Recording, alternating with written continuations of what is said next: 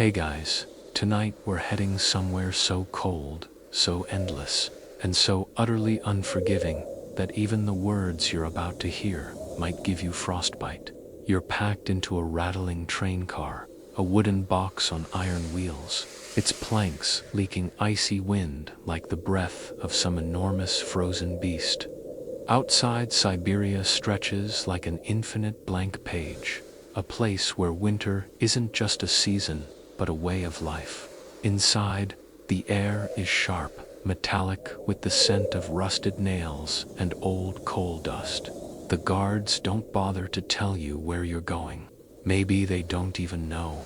Maybe it doesn't matter. After all, as you'll soon discover, when a POW train heads east into Russia, the destination is simply nowhere. And you probably won't survive this. So, before you get comfortable, take a moment to like the video and subscribe, but only if you genuinely enjoy what I do here. And hey, tell me in the comments where you're watching from and what time it is right now. I'm curious if you're listening at midnight in Manila or over breakfast in Madrid. Now, dim the lights. Maybe turn on a fan for that soft background hum. And let's ease into tonight's journey together. The car shudders, throwing you against a wall already crowded with half-frozen bodies. Every breath you take fogs in the air, joining a ghostly cloud that lingers until the next gust of icy air sneaks through the slats. You feel the rough boards beneath you. They're stiff with frost, dusted white like someone spilled flour over them. There's straw scattered on the floor, but it's frozen solid, more like brittle hay than bedding. Some men are coughing, others are shivering so violently the planks beneath you rattle. The sound blends with the grinding wheels, a lullaby of misery.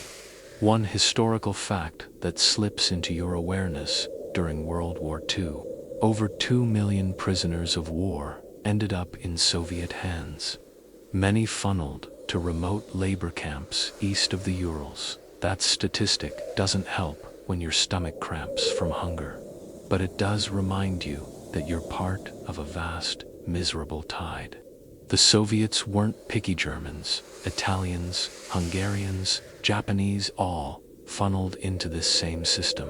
You imagine some other train, far away, filled with men who don't speak your language but share your fate. At one point, the train stops in the middle of nowhere. Guards slide open the heavy doors. A blast of snow swirls inside, stinging your face like needles. One prisoner dares to complain that the ration's black bread so hard it could break a tooth are too small. The guard responds by shrugging, tossing one extra loaf onto the straw like he's feeding livestock. You wonder if that was kindness or mockery. Historians still argue whether the treatment of POWs in Soviet camps was primarily systemic cruelty or simply the result of catastrophic shortages. Either way, you're learning that bread tossed on straw tastes like humiliation. Hours blur into days. You measure time not with clocks, but with the rumble of wheels and the rare slop of watery soup ladled into a tin cup. Men carve initials into the wooden walls with fingernails or broken spoons, desperate proof they existed. You try to sleep, but every bump of the train knocks your head against the boards. Your dreams are strange and jumbled, half memories of warmth, half visions of endless white fields stretching on forever. A quirky detail filters into your frozen brain. Someone swears that Soviet engineers sometimes threw frozen fish into rail stoves to keep them burning. It sounds ridiculous, but then again, you've already learned that in Siberia, anything that burns is precious. You look at the frozen sardine tin someone is clutching like treasure and wonder if, in a pinch, it could fuel a fire. Or maybe you'll just lick the ice off the lid and call it dessert. Outside, forests slide past the narrow gaps in the planks. You see nothing but dark tree trunks and blizzards sweeping across the steppe. No villages, no people, just a landscape that seems designed to erase memory. You imagine the wolves watching the train from the edges of the forest, their breath steaming in the night. One prisoner hums a tune, some lullaby from home. At first, it's annoying who sings when their teeth are chattering, but then it catches on, a faint murmur of voices in half a dozen languages blending into a strange harmony. For a moment, you're not just freezing cattle, but humans again. And then the song fades, swallowed by coughs and snores. The train jolts to another stop. This time, the doors stay open longer. You squint through the blowing snow and realize there's no station, no buildings, just endless taiga. Guards shout, waving rifles. You're ordered out. Your legs don't want to obey, numb from days without movement, but the butt of a rifle convinces them. You stumble onto frozen ground, the snow crunching like glass under your boots. The cold outside makes the car seem almost cozy by comparison. The guards herd you into lines, their breath plumes in the air, drifting like smoke signals into the darkening sky. Somewhere far away, a whistle blows. You realize this is the beginning, not the end, of your journey. The camp, if it even exists, still days away. You look back at the train, at the wooden box that was both prison and shelter. For a moment, you almost miss its walls. Your thoughts wander. What kind of shelters can possibly exist here? Tents, cabins, snow caves. You'll soon find out, and the answer will be worse than you imagine. But right now, the only thing you know for sure is that you're heading into Siberia on foot, with nothing but ragged clothes and a few crumbs of bread in your pocket. The snow crunches in rhythm with your heartbeat. The cold gnaws at your fingers and ears, promising frostbite soon. And yet, somewhere in your chest, a small ember of determination flickers. Because if you don't figure out how to build shelter in this place, this nowhere, you won't survive long enough to see another sunrise. The guards bark, their voices muffled by scarves and wool, but the tone is unmistakable. Move. You stumble forward, boots crunching into a crust of snow so deep it swallows your ankles. The cold air slaps you harder than any rifle but could. It's the kind of air that freezes your nostrils shut when you inhale, that burns your lungs like icy fire. Siberia doesn't welcome visitors, it ambushes them, and you've just been drafted into a very reluctant parade. The line of prisoners stretches like a dark snake across the snow. Some men lean on each other, others trudge alone, eyes hollow. Every few minutes, someone stumbles, and guards prod them back into motion with the tips of bayonets. You keep your head down, trying not to imagine how many kilometers lie between you and the camp. The horizon looks infinite, a white wall that never gets closer. You remember reading somewhere, maybe in a newspaper, before all this, that Siberia covers more than 5 million square miles. That's about the size of Canada and the United States combined. At the time, it sounded impressive. Now it sounds like a death sentence. After all, who can possibly survive in a freezer this big? Your breath fogs the air in rhythmic bursts. One prisoner near you mutters about Napoleon's army, about how French soldiers froze to death in 1812, trying to retreat from Moscow. At least, he jokes bitterly, they had Paris to go home to. You don't laugh, but the absurdity tickles the edges of your frozen brain. Napoleon's men probably thought they'd survive too. And look how that turned out. A quirky detail surfaces in the chatter. Someone claims Soviet guards sometimes wore women's scarves under their greatcoats because civilian supply lines couldn't keep up with military demand. You glance at one guard's headgear, it's pink with embroidered flowers and, Wonder if the rumor is true. He doesn't look embarrassed. In this weather, fashion is irrelevant. Warmth is victory. Your stomach growls. The march has already lasted hours, and the meager bread from the train is a memory.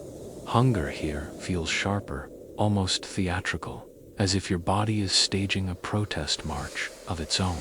You distract yourself by studying the forest, black pine trees, their branches sagging under tons of snow. They look like ancient monks bowing in eternal prayer. The landscape seems still, yet you know life hides there: foxes, owls, wolves, all far better equipped than you. At one point, the column pauses by a frozen river. The ice glitters under moonlight like broken glass. You imagine falling through, the shock of water stealing the last of your breath. One prisoner, weaker than the rest, actually tries to scoop up snow to eat. A guard kicks it out of his hands, muttering that it only makes thirst worse. Historians still argue about whether that belief feeding snow worsening dehydration was accurate. Some say it drains precious body heat. Others argue it's better than nothing. You don't volunteer to test either theory. The march resumes. Your toes have gone numb. You wiggle them inside your boots, trying to reassure yourself they're still there. You can't feel the difference. The man beside you mumbles about home, about warm soup and potatoes, about the sound of children's laughter. His words drift into the cold, fragile as snowflakes. You want to catch them, pocket them for later warmth, but they vanish into the night. A guard lights a cigarette, the tip glowing like a small sun in the dark. Every prisoner stares, not because they want tobacco, though they do, but because that ember looks like heat itself. You wonder if, given the chance, you'd lick the ash just to taste warmth. The thought makes you chuckle under your breath. Congratulations, you've officially lost it. The camp finally appears, or rather, the absence of it does. A clearing hacked into the forest, wooden watchtowers leaning like tired giants, and a few skeletal huts scattered like broken toys. Smoke drifts from one chimney, thin and weak, like even the fire is cold. This, apparently, is where you'll live, or not. You're herded through a crude gate, little more than logs lashed together with rope. Inside, the snow is trampled hard, gray with dirt and ash. The guards shout orders. You understand only fragments, but the gist is clear. Drop what little you have, line up, and prepare for orientation, which really means more shouting, a head count, and a lecture about rules you already know. Obey or die as you stand there. The reality sets in. This isn't a stopover. This is the stage. Siberia isn't a backdrop anymore. It's the main character, and you're the unwilling supporting cast. The guards retreat to their warmer barracks, leaving you and the others outside, exposed. The wind howls through the gaps in the camp walls like an old organ. You hug yourself tighter, trying to imagine that you're still marching, that movement might bring warmth back. One fellow prisoner whispers that some German engineers, captured before you, supposedly designed shelters that lasted through the last winter. He claims they built dugouts lined with pine branches, insulated with snow. Another scoffs, fairy tales. If those shelters were so great, where are their builders now? That question hangs heavy, heavier than the frost clinging to your eyebrows. You shuffle toward the corner of the camp, where men have already begun scraping snow aside, trying to find ground. The permafrost fights back, rock hard and unyielding. You kneel, scratching at it with numb fingers, feeling ridiculous. Somewhere in the back of your mind, you hear the narrator voice of your own life. Tonight, on DIY Prisoner Living How to dig into a glacier with spoons. The laugh dies in your throat. swallowed by the freezing wind. The day bleeds into night without ceremony. Stars prick the sky, cold and sharp as ice crystals. You realize with sinking dread that this is just the beginning. The march wasn't punishment, it was the warm-up act. The real trial starts now, with nothing but frozen ground, suspicious guards, and the impossible task of making a shelter out of nowhere. The first night is always the cruelest. You're still clinging to the illusion that things can't possibly get worse, and then Siberia laughs in your face. The guards herd you and the others into an open space inside the camp. The ground stamped flat by countless boots, hard as stone. There's no fire, no roof, not even a wall to cut the wind. You're told to sleep. That's the joke of the century. Sleep implies comfort. Here, it means collapsing where you stand and hoping morning actually arrives. You huddle with strangers who are now comrades by default. Shoulder to shoulder, you crouch low, knees tucked to chest, arms wrapped tight. The thin blanket you managed to keep from the train feels like paper against the cold. The wind tears at you, clawing through seams, gnawing your ears until they feel brittle enough to snap off. Every gust whistles through the camp like some ancient spirit mocking. You've heard stories of Russian winters before Hitler's troops freezing outside Moscow. Napoleon's soldiers reduced to skeletons on the retreat. Those were cautionary tales told in classrooms or read in dusty books. Now, those soldiers aren't history, they're family. You finally understand how a man could freeze, sitting upright, eyes open, as if life just quietly walked away. It isn't dramatic, it's efficient. Siberia doesn't waste time. One mainstream fact drifts through your shivering brain. The average Siberian winter night can plunge to -40 degrees, where Fahrenheit and Celsius shake hands in mutual misery. At that temperature, exposed skin freezes in minutes. You feel proud of yourself for surviving an hour.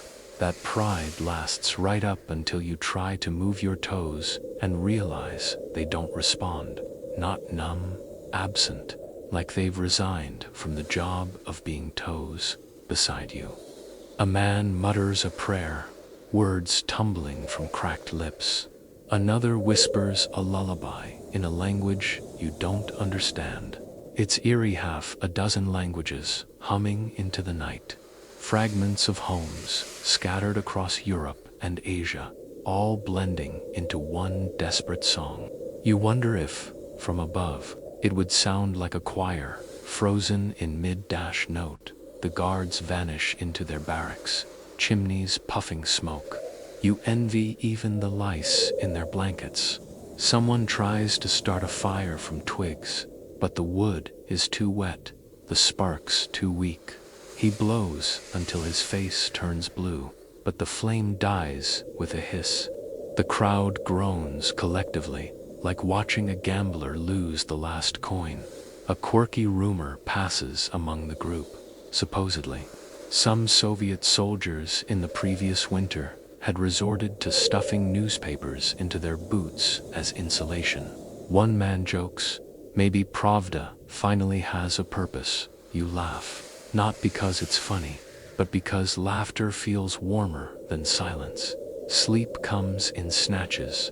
You don't drift into dreams, you fall, like stumbling off a cliff into nothingness. Then jolt awake when your body remembers it's freezing to death. You shiver so violently, your teeth clack like cat. A guard stomps by at some point, kicking snow at the cluster of prisoners. He doesn't say anything. He doesn't need to. His warm coat and boots say enough. Somewhere in the night, the first casualty happens. A man slumps forward, his body stiff. Nobody moves him. Nobody says anything. There's nothing to say. You all stare at him with quiet horror, not because he died, but because he did it so casually, as if falling asleep. Historians still debate how many prisoners actually froze during their first nights in Siberia. Some accounts claim thousands. Others argue those numbers are exaggerated, propaganda dressed as tragedy. Standing here, you know the truth is simpler. One is already too many. You find yourself measuring time in breaths. One breath means you're still alive. Another, and maybe another after that. You stop thinking of dawn as a guarantee. It's a rumor, a possibility. The stars overhead glitter cold and indifferent. You focus on one bright star, deciding it's your anchor, the thing you'll cling to until morning. At some point, you drift. Not sleep, not waking, but a limbo where thoughts blur. You imagine home, the smell of bread baking, the creak of a familiar chair, the feel of a real blanket, heavy and warm. Then the vision cracks, and you're back in Siberia, shaking cheeks, burning from frostbite. Someone beside you nudges closer, sharing body heat. You don't know his name. It doesn't matter. He's warmer than the snow, and that's enough. When dawn finally smears pale light across the horizon, it feels like a miracle. The snow glows pink, like the world is embarrassed about last night's cruelty. You blink at the sunrise with gritty eyes, shocked you're still here. Your fingers are swollen, your lips cracked, but your heart is still beating. You want to cheer, but the sound that escapes is more like a groan. The guards return, stamping their boots, rifles slung. They look refreshed, even smug. One of them laughs at the sight of your huddled cluster. To them, this isn't tragedy, it's initiation. You've survived the first night, which means you're tough enough to keep working. Or maybe just stubborn enough not to die yet. Either way, you're still useful. The dead man is hauled away without ceremony. You try not to watch. You try not to think about whether he envied you for surviving, or whether you envy him for escaping. The day promises work, real work. Building, digging, something to keep your frozen limbs from locking into statues. You almost welcome it. Anything is better than sitting still, waiting for the cold to finish what it started. For now, you stretch your stiff muscles, preparing for whatever's next. Siberia won't make it easy, but then again, nobody promised easy. Only survival. And survival, as you've just learned, begins with simply making it through the night, morning. Light doesn't bring relief, just makes the suffering easier to see. The guards bark orders, waving you and the others toward a frozen slope just outside the camp's clearing. They point at the ground with their rifle barrels and shout one word you don't need translated. Dig.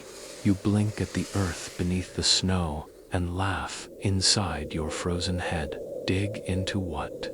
This isn't soft garden soil. This is permafrost, the kind of earth that's been frozen solid since before mammoths went extinct. Still, orders are orders. You kneel, scraping at the ground with bare hands until the skin burns.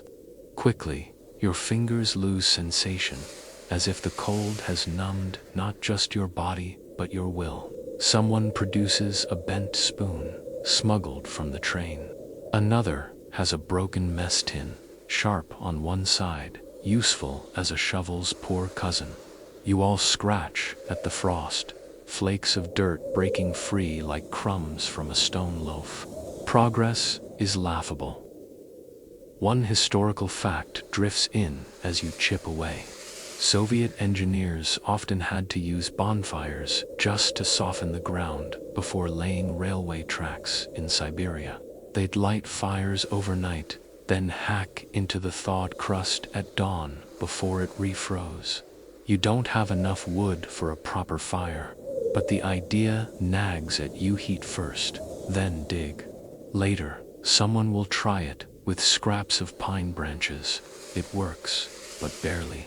The earth gives up its grip, like an old miser parting with coins. You pause to catch your breath, leaning on your pathetic tool. Around you, prisoners mutter in half a dozen tongues.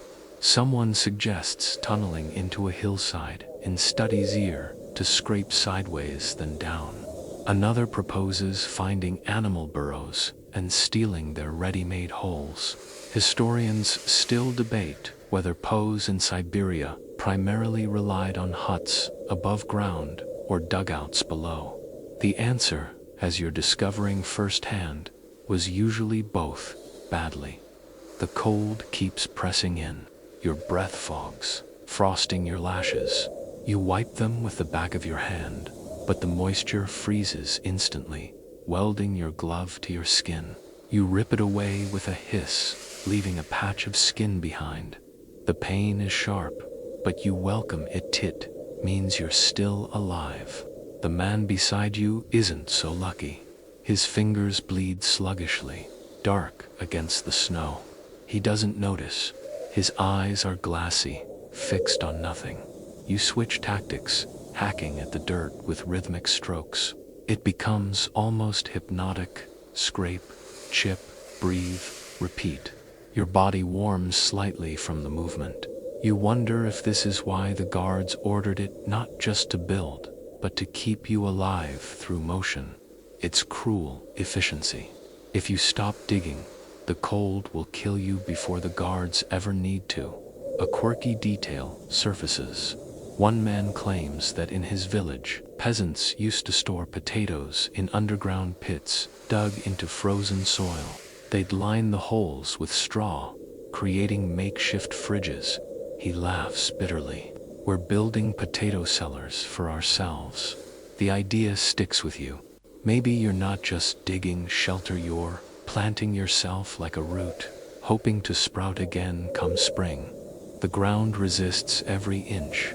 By midday, your arms tremble with exhaustion, and the pit you've made is hardly neat. It's enough to crouch in, maybe enough to block the wind if you line the walls with branches. You start imagining possibilities, stacking logs across the top, sealing cracks with mud that freezes into mortar, layering snow as insulation. It's ridiculous, but your mind craves plans the way your body craves heat. A guard strolls by, glancing into your pit. He smirks, mutters something about mice in holes, and moves on. The insult stings, but it also sparks defiance. Mice survive Siberia every winter. Why not you? The hours drag. Hunger gnaws at your stomach, sharper than the cold now. You remember the last scrap of bread, the way it tasted of sawdust. You'd kill for it back. Someone mutters about soup, about broth made from boiled leather. It sounds disgusting. It also sounds divine. You make a mental note. Leather boots are more than footwear, they're potential dinner. By late afternoon, the pit resembles a shallow grave. You laugh at the thought Siberia must be enjoying the irony. Still, you've carved out space, a hollow where before there was nothing. It feels like victory, however small.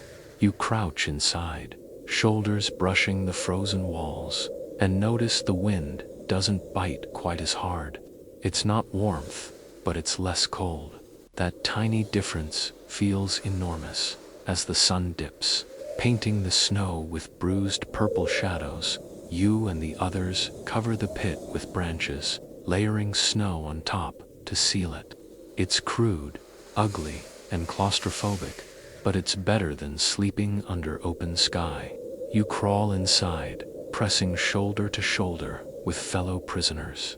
The air is stale, your breath loud in the cramped space. But the walls hold. The wind rattles outside, unable to touch you.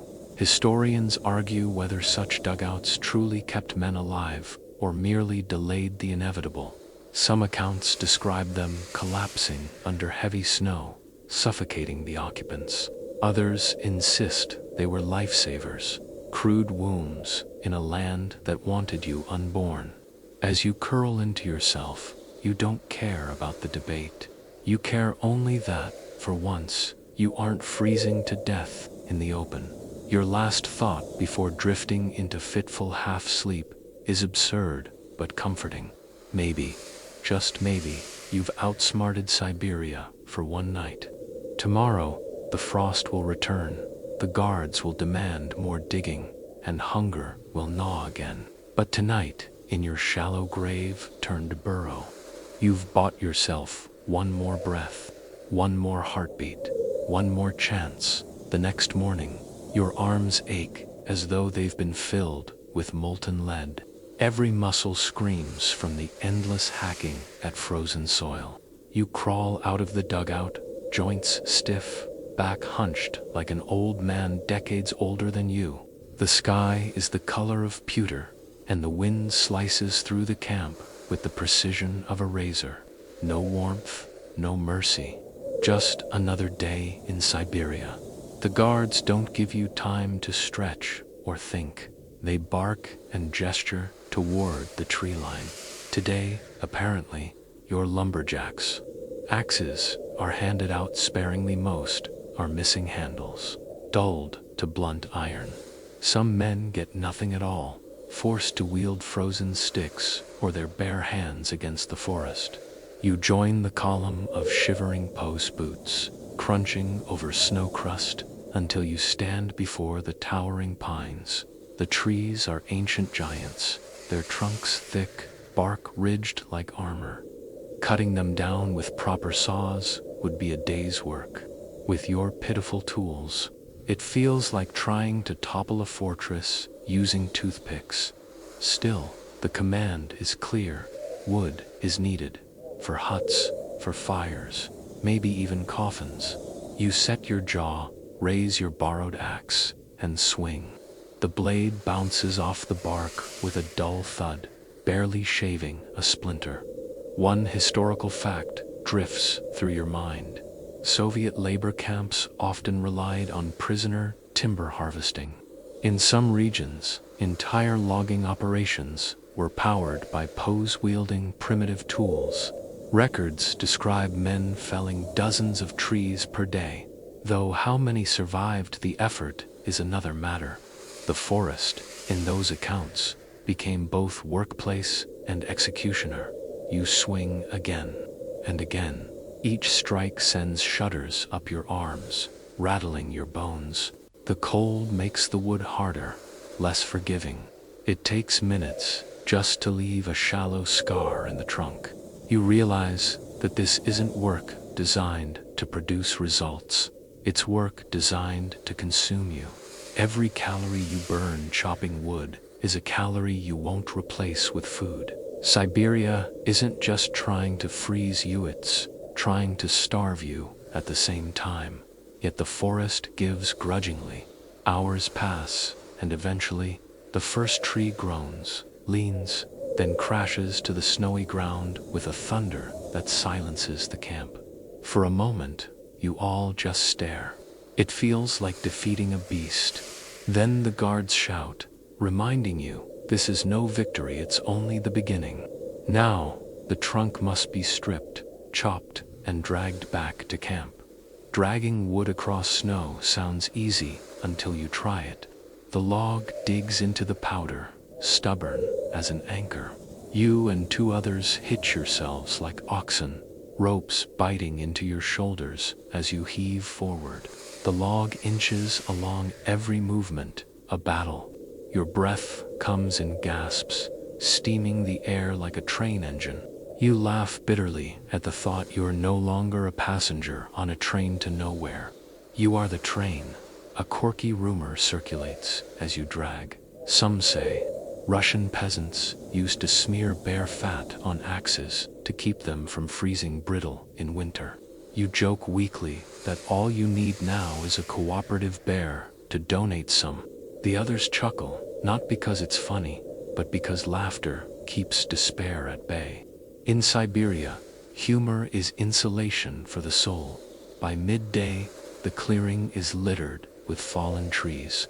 The guards keep count, jotting in ledgers with frozen pens. They don't care how exhausted you are, only how much timber piles up. Your hands blister, the skin splitting, bleeding onto the wood. The blood freezes into black smears, absorbed by the bark like an offering. You think of home again. Back there, wood means warmth, a cozy fire in a stove, sparks crackling, the scent of resin filling the air. Here, wood means survival in a different sense. Crude beams lashed into shelters, smoke holes patched with tin, crude floors keeping you off snow. Each log is currency, worth more than gold. You drag it, not because you want to, but because without it, you won't live to see spring. Historians still argue about whether POW-built shelters in Siberia were structurally sound or just barely functional. Some accounts describe entire log cabins erected with surprising craftsmanship, evidence of skilled carpenters among the prisoners. Others insist most efforts were little more than piles of wood leaning against each other, collapsing under snow weight. You don't know which version history will record about you, but as you haul timber back to camp, you pray your work doesn't crumble overnight when the sun dips low, painting the forest in bruised gold. You collapse beside your pitiful pile of logs. The guards call for assembly, satisfied with the day's harvest. You can barely lift your arms.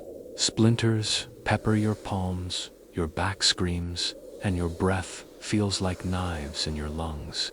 And yet, somewhere inside, there's a spark of pride. You felled a tree today. You moved it. You fought the forest and didn't lose. That matters, asterisk. Night comes fast in Siberia. You crawl back into the dugout, bruised and aching, the scent of pine still on your clothes. The others murmur about tomorrow, more trees, more digging, maybe construction. Nobody complains, not seriously. Complaints don't feed you or warm you.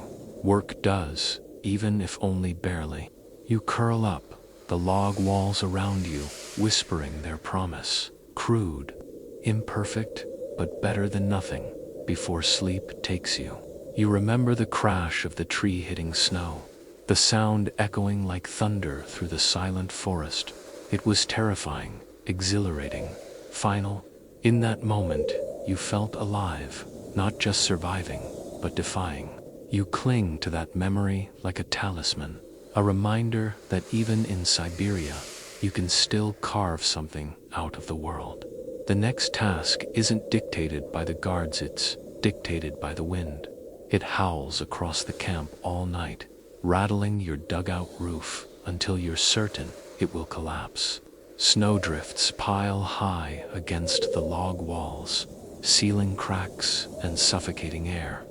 When you finally crawl out in the morning, you're met with a white world where landmarks vanish, where the forest is a blur of ghosts.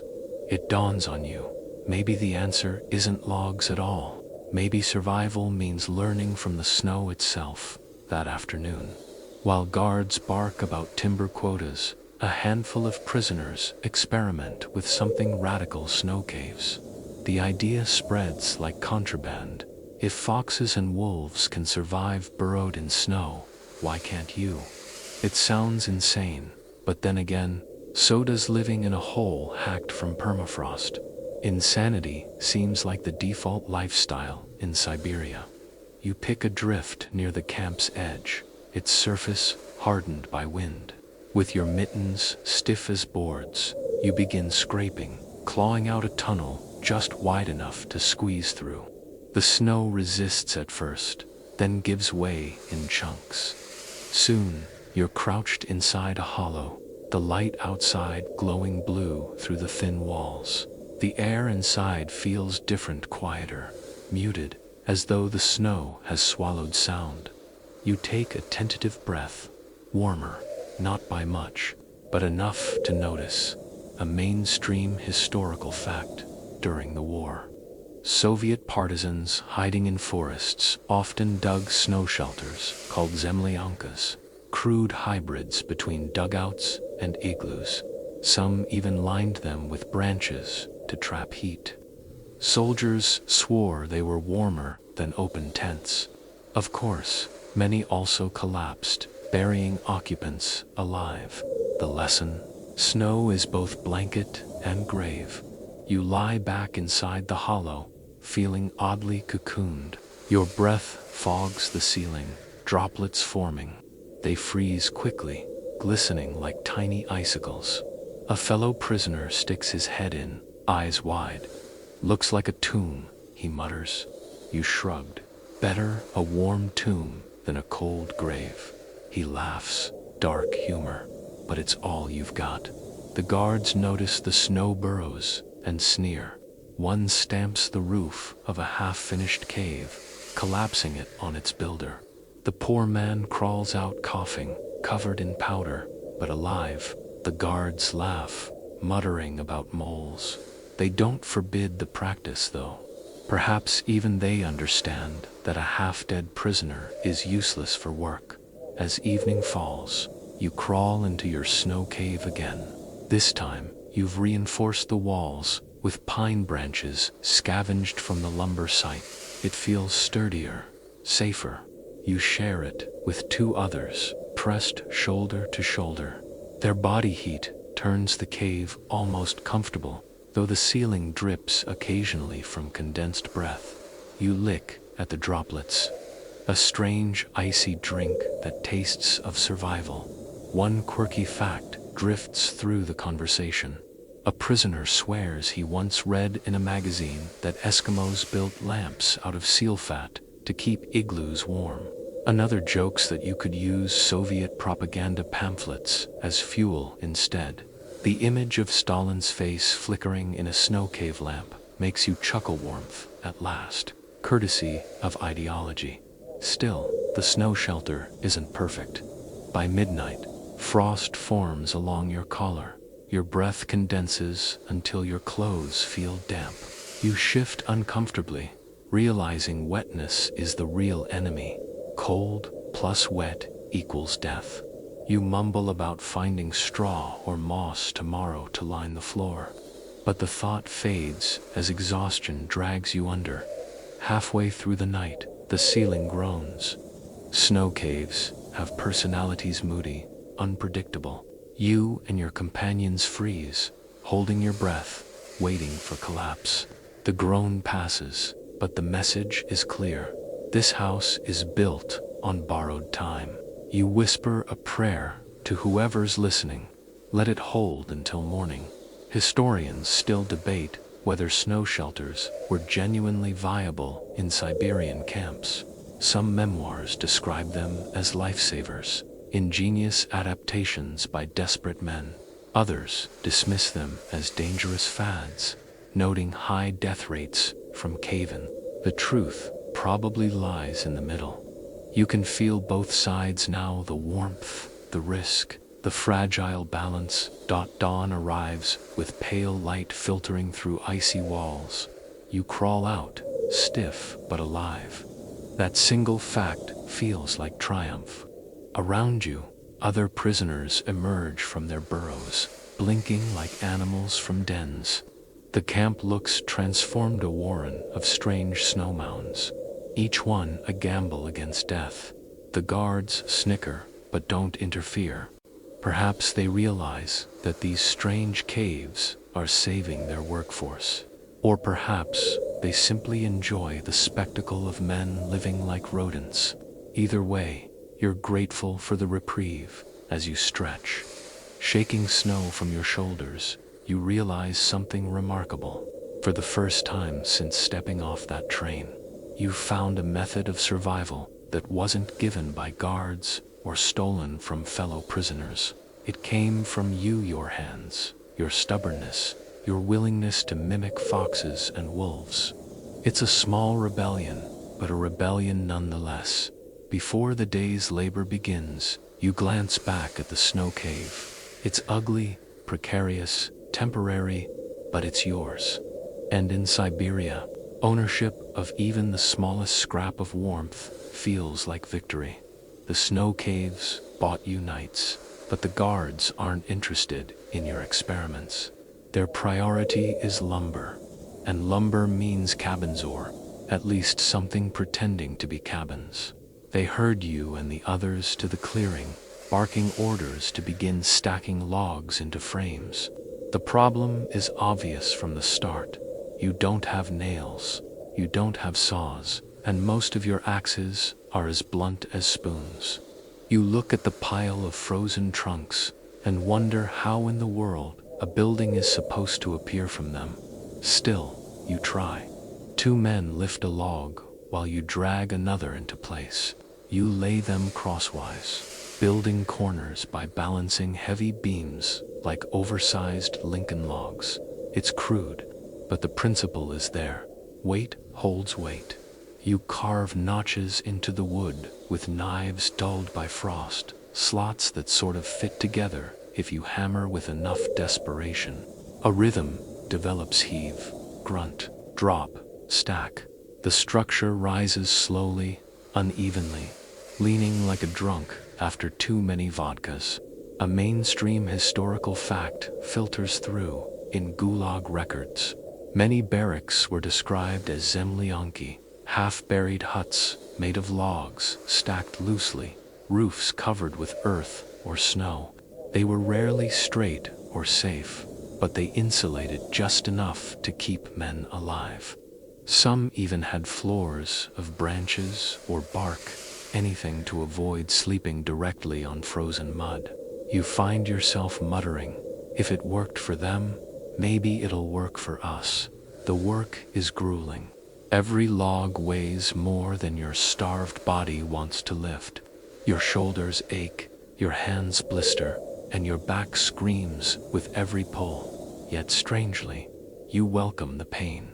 It's warmth of a kind, proof that you're still moving, still living. The guards shout, but their words blur into background noise. What matters is that slowly, against all odds, walls are rising. Someone improvises ropes by twisting strips of cloth. Another wedges stones into gaps between logs, muttering about insulation. You find yourself laughing at the sight prisoners turned carpenters, building with scraps and curses.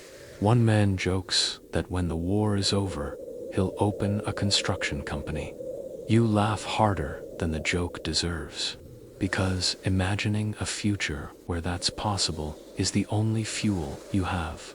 A quirky rumor circulates, apparently. In another camp farther east, POWs once used frozen fish as wall reinforcement, stacking them like bricks.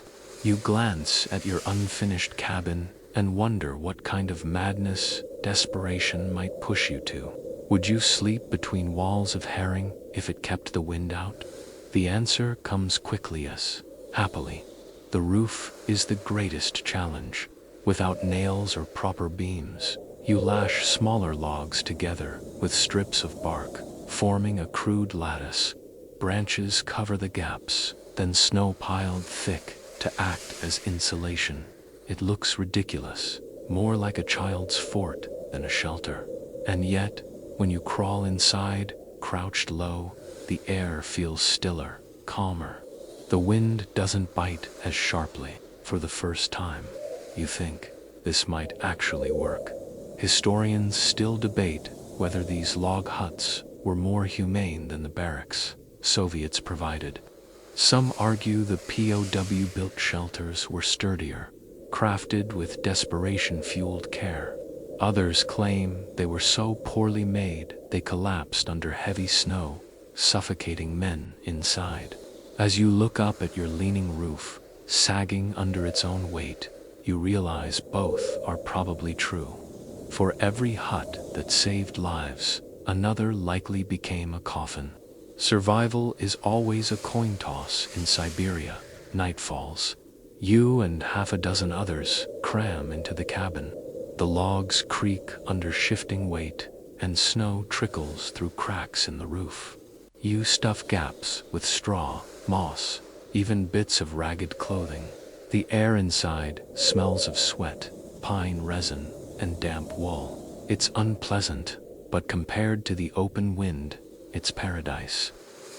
You lie pressed against the wall, listening to the muffled breathing of the others. The logs radiate faint warmth from the day's sun, though it vanishes quickly. One man murmurs about home, describing tiled roofs and chimneys, brick walls and proper beds. The picture is so vivid, you almost feel you're there, curled under quilts instead of rags. Then a draft sneaks through a crack, and the fantasy shatters. Siberia doesn't let you forget where you are. Still, you sleep. Not deeply, not peacefully, but better than before. The cabin holds. The roof doesn't cave in.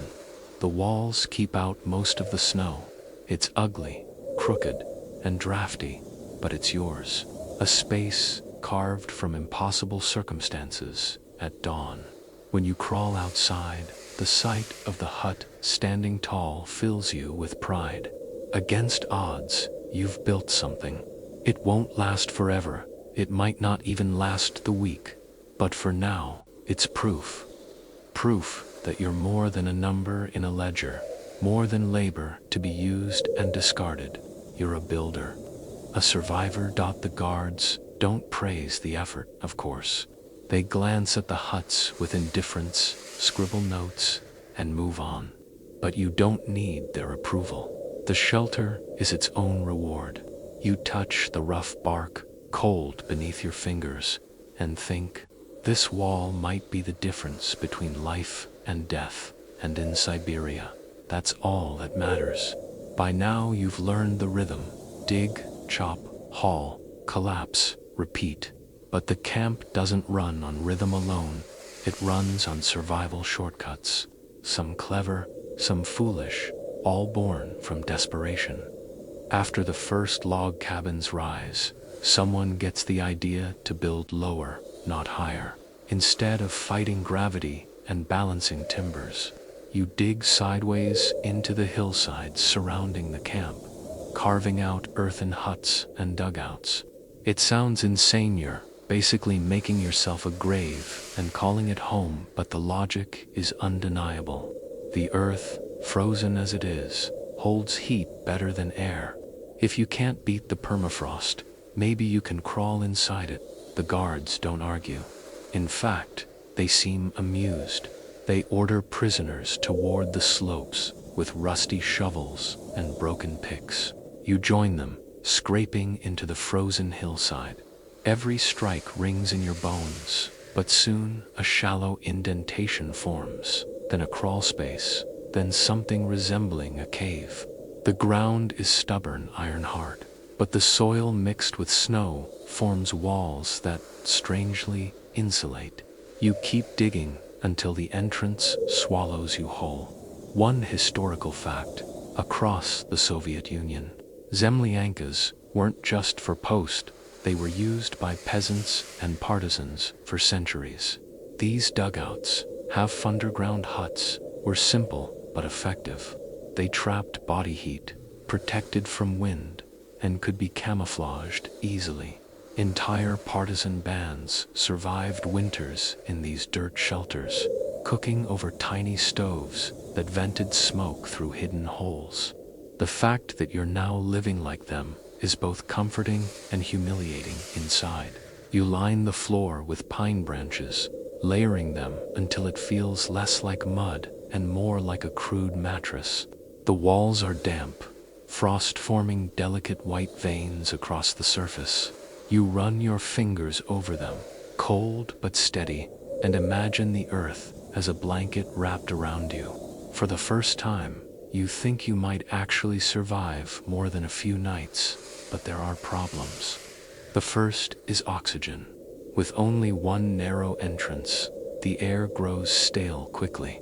You find yourself gasping, dizzy, as though buried alive. Someone suggests carving tiny ventilation shafts, using sticks to poke through snow above. It works, mostly. The second problem is dampness. Your clothes soak up moisture from the walls, chilling you to the bone. You joke grimly that the hut is like a refrigerator, perfect for storing meat. Too bad the meat is you. A quirky rumor circulates as you dig. Supposedly, Cossacks once lined their dugouts with horse manure, which froze into solid walls and provided insulation. The idea horrifies and fascinates you in equal measure. Would you sleep in a hut made of frozen dung if it meant staying alive? The answer, you realize, is obvious. Pride doesn't keep you warm. Night falls, and you crawl into your new dugout with 3 others. The air is heavy, the ceiling low enough to brush your scalp. You lie on your side, pressed against damp soil, listening to the drip of melting frost. It's claustrophobic, but the silence is soothing. No wind, no snowflakes clawing at your face. Just the earth, close and steady, holding you like a coffin, yet strangely. You feel safer here than anywhere else. Historians still argue about the safety of these dugouts. Some memoirs describe them as ingenious, life-saving designs. Others recall collapses after heavy snowfall, men suffocated in their sleep. You understand both perspectives now. Every creak in the walls, every shift of snow overhead, feels like a death sentence waiting to fall. But in the balance between slow freezing and sudden burial, you'll gamble with burial. During the day, you return to the huts to reinforce them. You patch cracks with mud that freezes solid, like mortar. You weave branches into ceilings, layering snow above for insulation. It's crude architecture, but it works at least enough. You find yourself proud of the craftsmanship, absurd as it is. In another life, you'd laugh at the idea of calling a dirt hole home. Now, it's a palace. The guards, of course, take advantage. They assign the stronger shelters to themselves, or to trusted prisoners who cooperate. You're left with what you built, crooked, damp, imperfect. Still, it's yours. You curl inside each night, whispering prayers that the walls hold. One evening, as snow piles high, you light a tiny fire in a tin can stove carved into the wall. The smoke drifts upward through a vent you poked with a stick. The flame flickers weakly, barely enough to heat your fingers, but in the darkness, it feels divine. You and your companions huddle close, sharing its glow like worshippers at an altar. The moment sparks a strange memory as a child. You once built forts out of blankets and chairs, crawling inside with a candle for light. You'd imagined yourself an explorer, braving wildlands. Now, decades later, you're in another fort, except this one determines whether you live to see spring. The irony tastes bitter, but it's also strangely comforting. Maybe you've been practicing for this all along. By the end of the week, the hillside looks like Swiss cheese, dotted with dugout entrances. The camp has transformed into a burrowed colony, humans imitating moles, rats, and foxes. The guards shake their heads, but don't interfere. Perhaps even they are impressed by the stubbornness of survival. When you crawl into your dugout that night, pulling the branch mat over your legs, you realize something remarkable. You're no longer just enduring Siberia or adapting to it. Slowly, painfully, you're becoming part of the land. And though the earth may be cold, unforgiving, and merciless, it's also shelter. It's protection. It's life. The dugouts keep you from freezing, but another problem emerges almost immediately. Fire. Without fire, you might as well lie down in the snow and wait for the wolves. With fire, though, comes smoke. The first time you light a small blaze inside your earthen hut, the walls glow faintly, the frost melts into tiny rivers, and for a few glorious minutes you remember what warmth feels like. Then the smoke fills the chamber, stinging your eyes, choking your lungs, forcing you to crawl out coughing. You quickly learn what the partisans and peasants before you already knew. A shelter without a chimney is a coffin. And so begins the great Siberian architectural experiment of your imprisonment, constructing chimneys out of whatever scraps you can. Fine. You start with a tin can, salvaged from a rare ration of fish. You cut the bottom out with a knife, wedge it into the roof of the dugout, and patch the gaps with frozen mud. The mud hardens instantly, like cement, sealing the can in place. When you light the fire again, the smoke drifts upward in a thin, wobbly column. It works for about 10 minutes. Then the tin overheats, warps, and collapses, sending sparks onto the straw floor. You stomp them out, cursing under your breath. Back to the drawing board. One historical fact springs to mind. Soviet Gulag records describe how prisoners often scavenged barrels, stovepipes, even old artillery shells to serve as chimneys. Anything hollow that could channel smoke became precious. Entire black markets developed around these objects. Some men traded bread for a single length of pipe, valuing it more than gold. You understand now why, without proper ventilation, fire kills as surely as frost. You experiment with alternatives.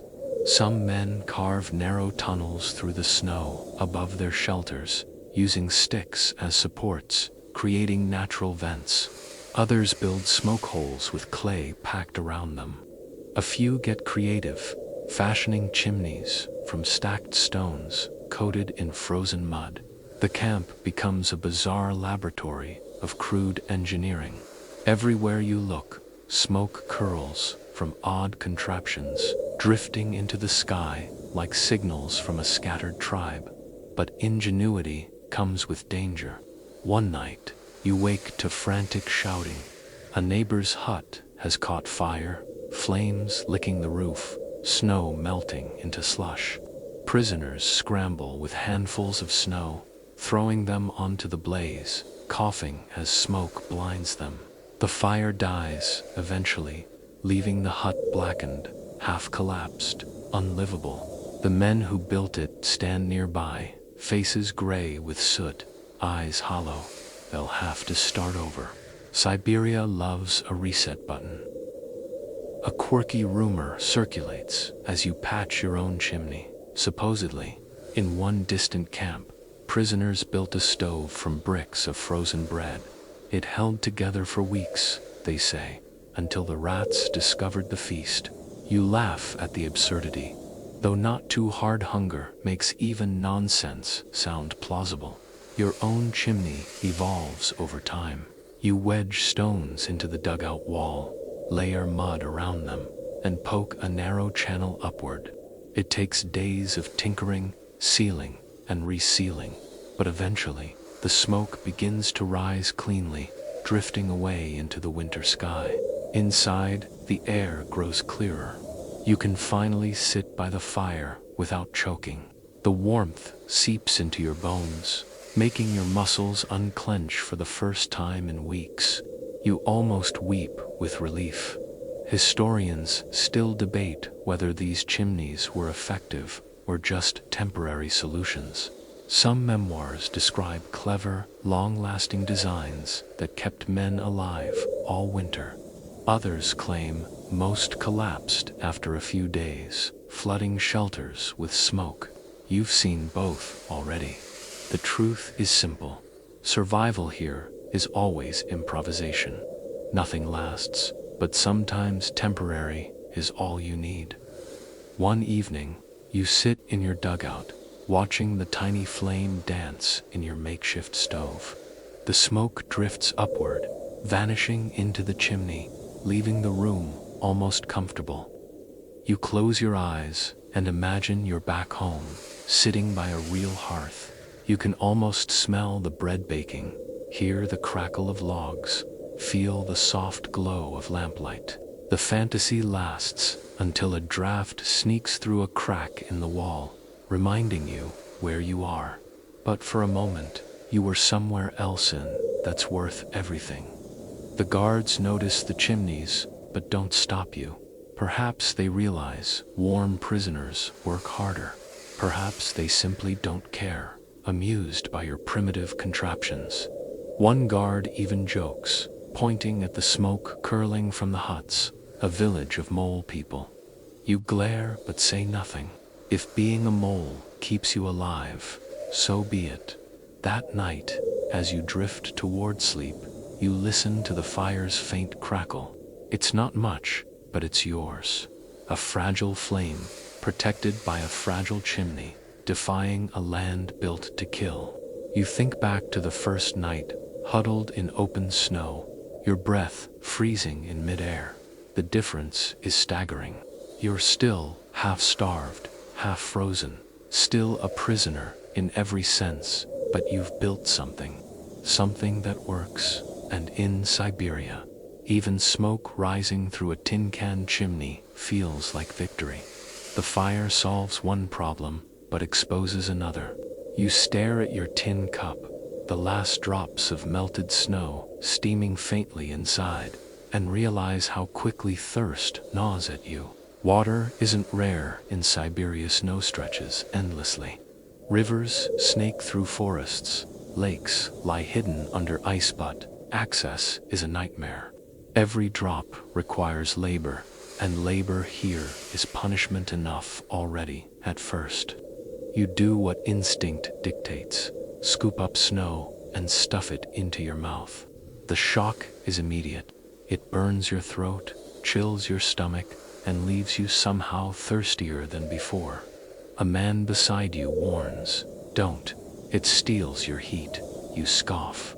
But then remember how, after eating snow, your fingers stiffen and your teeth chatter harder.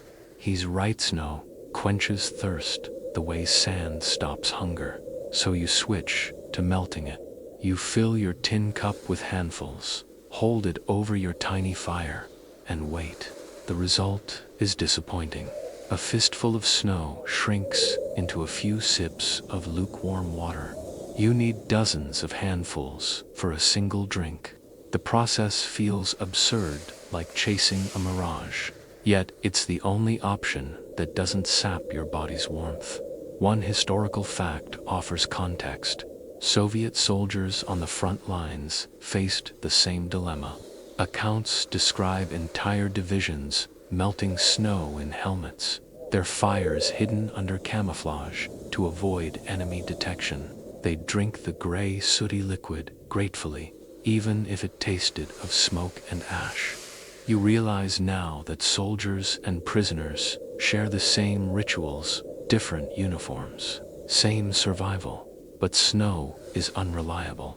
Some days it's too powdery, too dry, yielding little water. You turn instead to the frozen river near camp. The ice glitters like steel, thick enough to bear men and sleds. Breaking it is another matter. You and a few others hack at it with axes, picks, even logs used as battering rams. It takes hours, your arms trembling, sweat freezing on your skin. Finally, the ice cracks and a dark pool swirls beneath. You kneel, scooping water with trembling hands, the liquid biting cold but glorious. There's danger though. One prisoner leans too far, slips, and plunges up to his waist.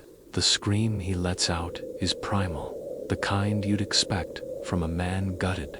He scrambles back, clothes dripping, eyes wild with terror. You know the truth. Without immediate heat, he's doomed. The guards haul him away, muttering, "He doesn't return." Historians still argue whether snow-melted water was safer than river water. Some memoirs insist river ice carried disease, tainted with upstream waste. Others claim snow carried dust, ash, and bacteria that weakened men further. There's no consensus, only grim anecdotes. You sip your sooty snow water and decide not to think about germs. Death by infection sounds distant. Death by thirst is immediate. A quirky rumor circulates in camp. Supposedly, Siberian trappers once mixed vodka with snow, claiming it quenched thirst and kept them warm simultaneously. The prisoners laugh bitterly. If vodka existed here, it would never reach your lips. Still, you catch yourself fantasizing. A flask, A campfire, snow melted into steam, a shot of liquid fire sliding down your throat. The image alone is intoxicating. Back in your dugout, you try new tricks. You pack snow into a sock, hang it above the fire, and let it drip slowly into a tin cup. It works, though agonizingly slow, like milking a reluctant cow. You experiment with lining the sock with pine needles, hoping for flavor. The result tastes like burnt forest, but at least it isn't plain ash-water. Others get creative. One man builds a trough from bark, placing snow at one end and fire at the other, letting meltwater run down into a bowl. Another rigs up a hollowed branch as a funnel. The camp begins to resemble a mad scientist's lab, everyone tinkering with primitive plumbing. You can't help but laugh. Siberia has turned you all into amateur engineers. The guards watch, bemused. They don't interfere, though sometimes they mock. One sneers, thirsty little birds, as you sip from your tin. Another, oddly, offers advice. Don't drink too fast. Freeze your insides. For once, you believe him. Even enemies understand water here isn't just resource, it's weapon.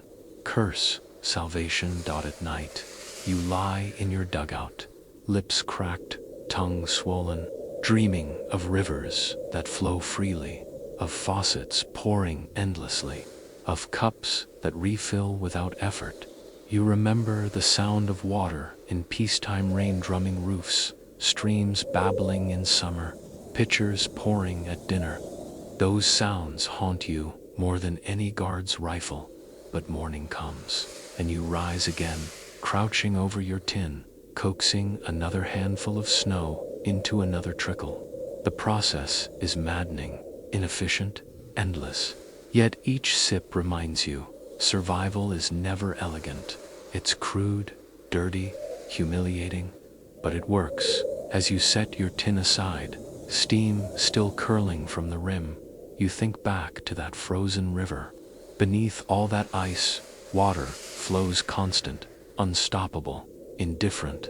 Siberia can freeze the surface, bury the streams, choke the wells, but it can't stop water entirely. And as long as water exists, so does your chance. Hunger gnaws at you constantly, but cold is the true enemy. Even with fire, even with dugouts, even with stolen sips of river water, the Siberian night tries to turn your body into a statue. The best weapon against it, surprisingly, isn't wood or stone, it's flesh. Flesh pressed against flesh, breath mingling, hearts beating in reluctant rhythm. Shared body heat becomes the currency of survival. It starts by accident. One bitter night, when the fire in your dugout sputters out, you and two others huddle closer. Shoulders touch, knees brush, and though it's awkward, the warmth is undeniable. Soon, prisoners begin pairing off, then grouping in piles, like lift. Pride dies fast in Siberia. If survival means sleeping nose to neck with strangers, so be it. There's a strange intimacy in it. You learn the rhythm of another man's breathing, the way he sighs in sleep, the twitch of his limbs during nightmares. You stop seeing him as a stranger. He's insulation, and you are his. In a place where death hovers constantly, warmth is as close as friendship comes. A mainstream historical fact, even frontline. Soviet soldiers were taught to sleep in pairs or groups during winter campaigns. Manuals recommended positioning feet toward each other's chests, or rotating who took the warm center versus the exposed edges. Prisoners with no manuals and less dignity rediscover the same techniques instinctively. What the Red Army called polar sleep, you call not dying tonight. The improvisations multiply. Someone gathers straw from the camp paths, weaving it into crude mattresses. Another stuffs moss into rags, laying them as bedding. Soon, You're sleeping not on frozen mud, but on a layer of scratchy insulation. It smells of damp earth and mold, but it's better than frostbite. You even experiment with layering pine branches under straw, learning that the resinous needles repel some of the damp. Of course, nothing is perfect. Lice infest the straw quickly, crawling into seams, biting relentlessly. You scratch until your skin bleeds.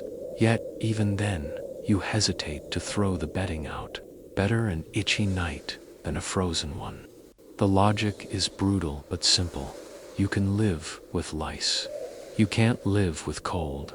Historians still argue about how effective these methods were. Some memoirs insist body heat piles saved countless lives. Others claim disease spread faster in the huddled masses, killing as surely as frost. You believe both. You've felt the warmth of another man keeping you alive. You've also felt the crawling itch of parasites. In Siberia, every solution comes with a curse. A quirky rumor passes through camp one evening. Apparently, prisoners in another camp once tried synchronized breathing. They would inhale and exhale in unison, creating a rhythm that warmed the dugout faster.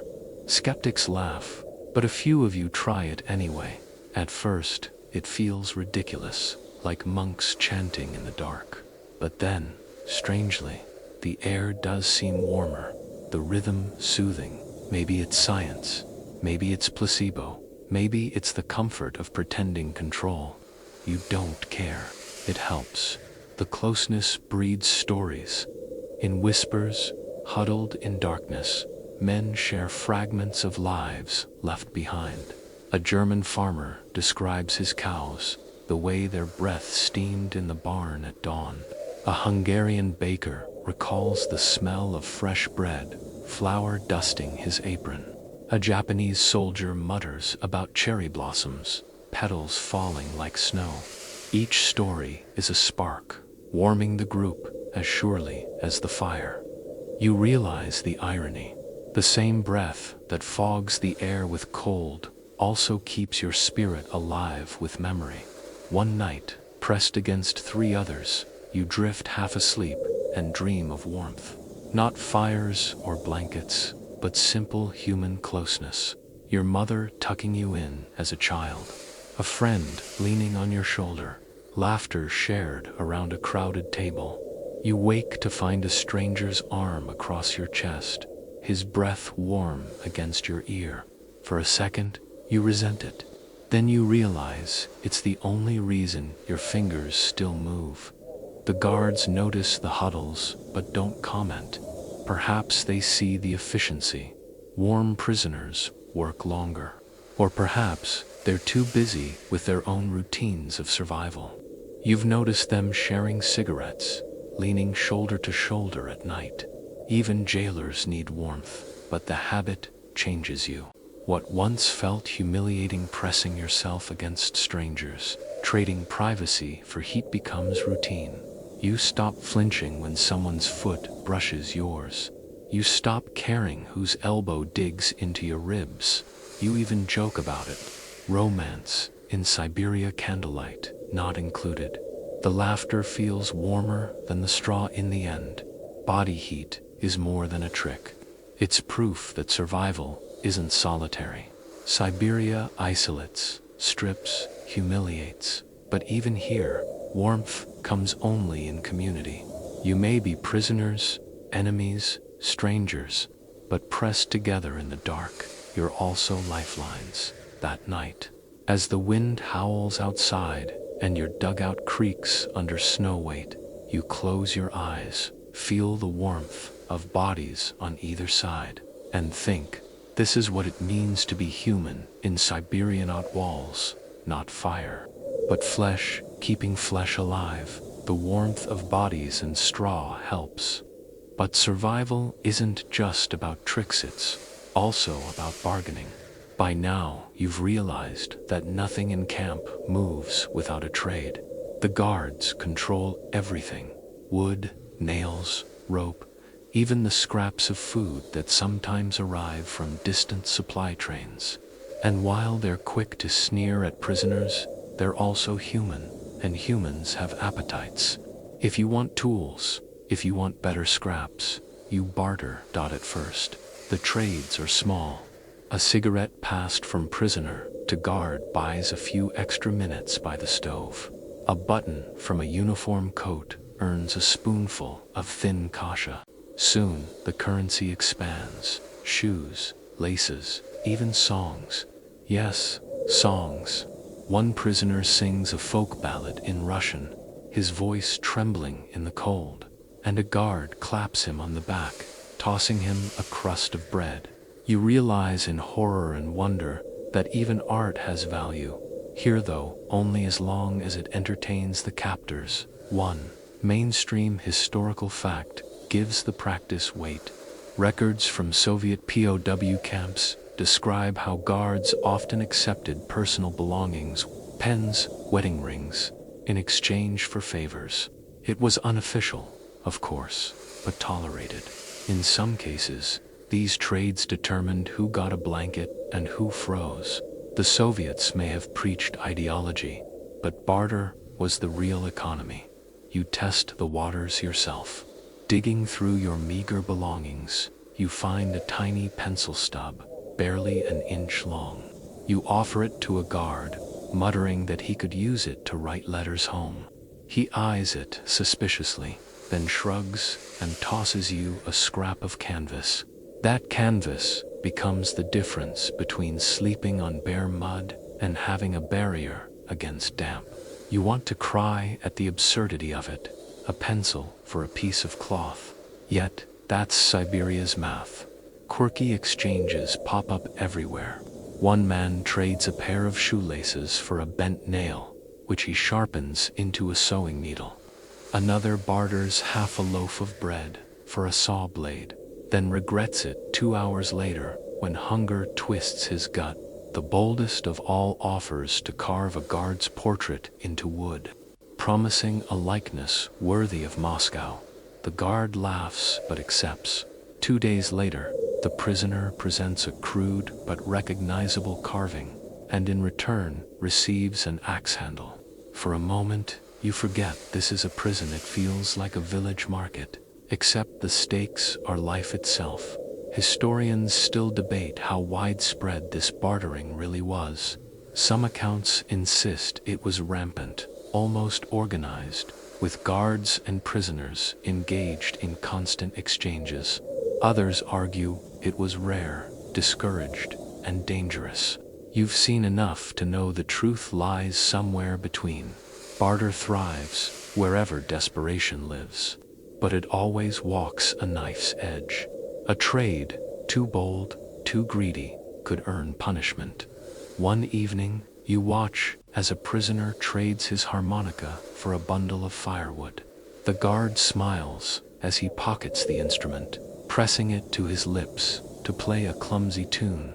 The sound drifts through the camp, oddly cheerful, mocking the silence of the snow.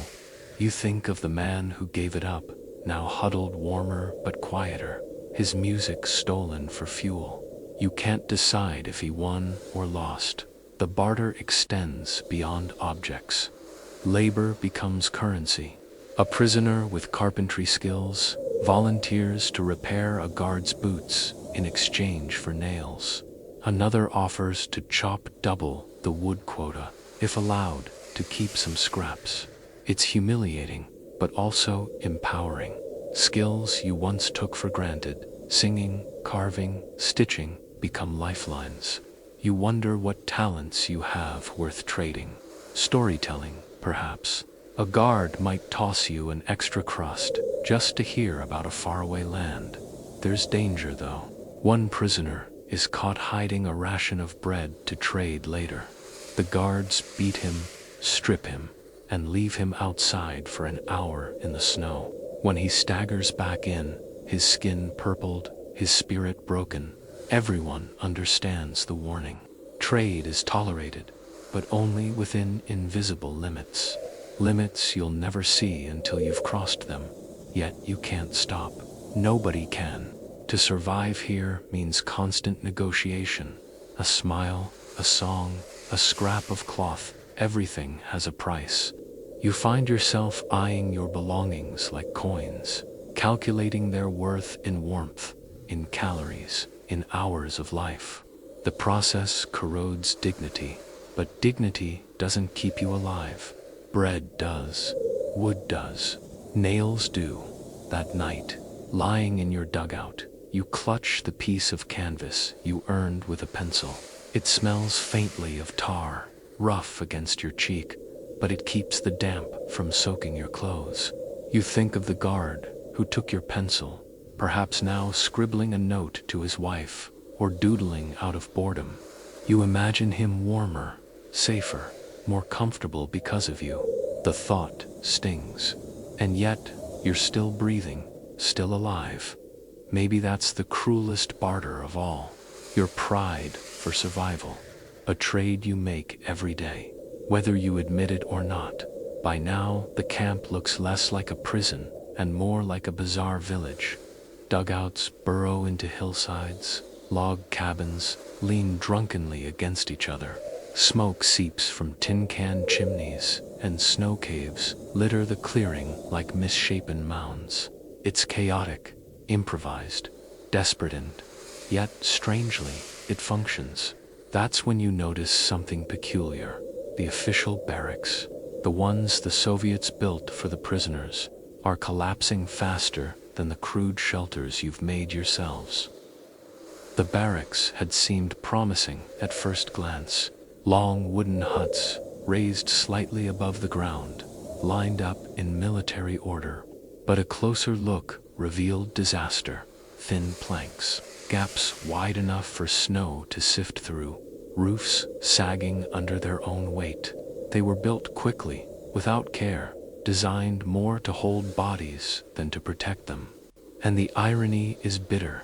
Your log piles and dirt caves, assembled with desperation and no nails, often outlast the state's structures. One mainstream historical fact, reports from gulag camps, describe official barracks as notoriously shoddy. Many were thrown together in weeks, using green, unseasoned wood that warped and split in the cold. Roofs caved under snow, walls gapped, and floors rotted. In contrast, prisoner-built zemlyankazugli, cramped, improvised, sometimes endured longer, simply because necessity forced better construction. You feel grim satisfaction knowing history would later confirm what you're living now. Survival favors the desperate, not the bureaucratic. You watch one barracks collapse under heavy snowfall. The roof buckles inward with a crack, sending planks crashing like bones. A dozen men scramble out, coughing, their bedding buried under rubble. The guards don't even glance up. They shrugged, mutter something about laziness, and order the men back to work. No repairs, no new barracks, just the command to make do. And so the prisoners join the rest of you, digging dugouts and stacking logs, leaving the official shelters to rot. The sight sparks debates in whispers. Was it deliberate? Did the Soviets build barracks so poorly to force you into making your own, testing your resourcefulness? Or was it simply incompetence, the result of too few supplies and too little care? Historians still argue the same point, whether gulag neglect was systemic cruelty or bureaucratic indifference. In the end, it hardly matters. A collapsing roof doesn't care about ideology. It only kills. A quirky rumor spreads. One guard jokes that the Soviet engineers must have been drunk on vodka when they designed the barracks. Another swears they used fish oil instead of tar to seal planks, attracting rats that gnawed through the walls. You laugh, though it's not funny. The image of a building eaten alive by rodents feels too accurate to dismiss. Inside the barracks that still stand, life is worse than in dugouts. The air is drafty, the floor slick with frost, and lice swarm in the straw bedding. You visit once, hoping for warmth, and leave scratching furiously, vowing never again. At least in your dirt hut, the lice have fewer hiding spots. At least in your log cabin, the roof hasn't yet caved. It's a grim comparison, but it makes you proud. Your crude constructions are superior to Soviet design. The guards seem irritated by this truth. They order prisoners to repair the barracks, though repairs are meaningless without nails, tar, or proper timber. You patch holes with rags, stuff cracks with straw, and smear mud into gaps. The fixes last hours before snow sneaks in again. You realize you're performing repairs not for survival, but for theater proof to the guards that you're obeying. The real work, the real survival, happens in the shelters you've built yourselves. Night. You return to your dugout, listening to the wind whistle past. You imagine it sneering through the barracks holes, chilling the unlucky men who sleep there. You almost pity them almost. But pity is a luxury. You're too busy staying alive. One evening, a prisoner with engineering skills mutters bitterly. They could build railways across Siberia, but not a hut that lasts a month. He's right. You think of the famous BAM and Trans-Siberian tracks, stretching endlessly, feats of human labor, across impossible terrain. And yet here, where survival is on the line, the same system Cantor won't build shelter that works. The irony stings deeper than the frost. Historians often frame the Gulag system as a paradox, capable of immense projects, yet blind to basic human needs. You don't need books to tell you that. You're living the paradox every day. The barracks are monuments to it, big, official, useless. Your snow caves, log huts, and dirt holes, by contrast, are monuments to desperation's genius. The comparison shapes your thinking. You stop waiting for solutions from above. The guards, the state, the barracks, they offer nothing. Survival comes only from your own hands, your own trades, your own body pressed against another's for warmth. Siberia teaches a brutal lesson. Trust yourself, trust your comrades, trust the snow and the dirt before you. Trust authority. As winter deepens, more barracks collapse. Some are abandoned, left as skeletal ruins. Others remain in use, death traps for those forced inside. You pass them daily, their frames groaning under snow weight, and feel both dread and pride. Dread, because you know the land spares no one. Pride, because your fragile dugout, your crooked log cabin, has outlasted the empire's design. That night, curled inside your shelter, you run your hand over the rough wall. It's ugly, damp, imperfect, but it's yours. It hasn't fallen. It keeps the wind out better than the barracks ever did. You smile bitterly in the dark, thinking, in Siberia, prisoners build better than the state. By now, you've seen almost every kind of shelter a desperate mind can invent. No caves, dugouts, log cabins, even collapsed barracks repurposed into firewood piles. But the human imagination never stops, especially when survival hangs on it. Rumors begin drifting through camp like smoke. Stories of prisoners who, in winters past, built igloos strong enough to last for months. It sounds absurd at first. Igloos, that's an Eskimo thing, not a Siberian one. Yet the story takes root.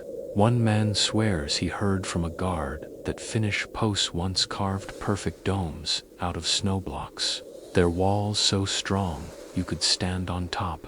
Another insists a group of Germans managed to build one that withstood storms better than any barrack. You don't know if it's true, but the thought gnaws at you. What if the answer to Siberia's cruelty lies not in wood or earth, but in snow shaped with skill? The experiment begins one freezing afternoon. You and a few others carve chunks of snow using shovels and tin plates.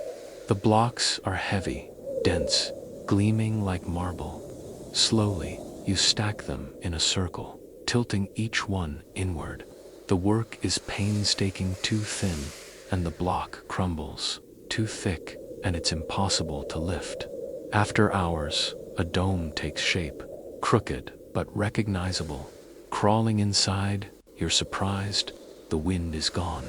The sound outside muffles. It's warmer, too not cozy, but tolerable. A mainstream historical fact bolsters your efforts. Ethnographies note that igloos, when built properly, can maintain inside temperatures just below freezing, even when it's -40 outside. Add a small lamp or body heat, and the difference can mean survival. No wonder the rumor spread science backs it, but building them in Siberia is tricky. The snow here isn't always the right kind, sometimes too powdery, sometimes too brittle. You curse the weather as blocks collapse in your hands. A man mutters that Eskimos used whale ribs as supports.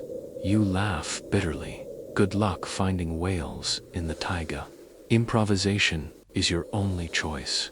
You jam pine branches between blocks, smear snow to fill cracks, and pray the dome holds, that the guards wander over, watching with bemusement.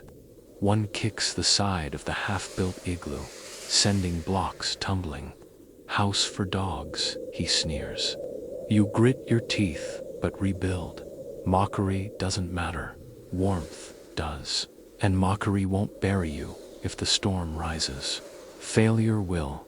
A quirky story surfaces. Someone swears that, in one camp, prisoners built a snow dome so perfectly shaped it stood through spring thaw.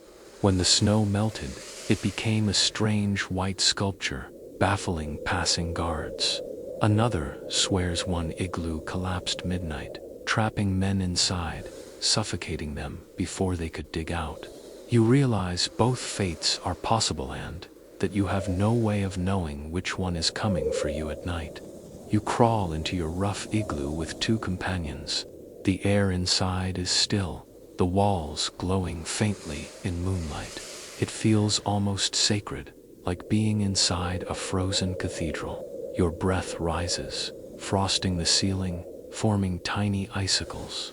You laugh, quietly, interior decoration, Siberian style. The silence is unnerving, but also calming. For once, you don't hear the wind.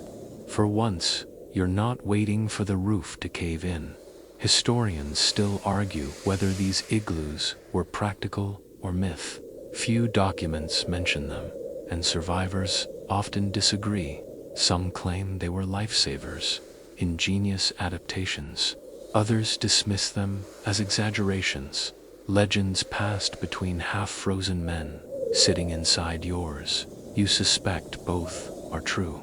The igloo is fragile, precarious, damping. It's also real, and right now it's holding. That's all that matters.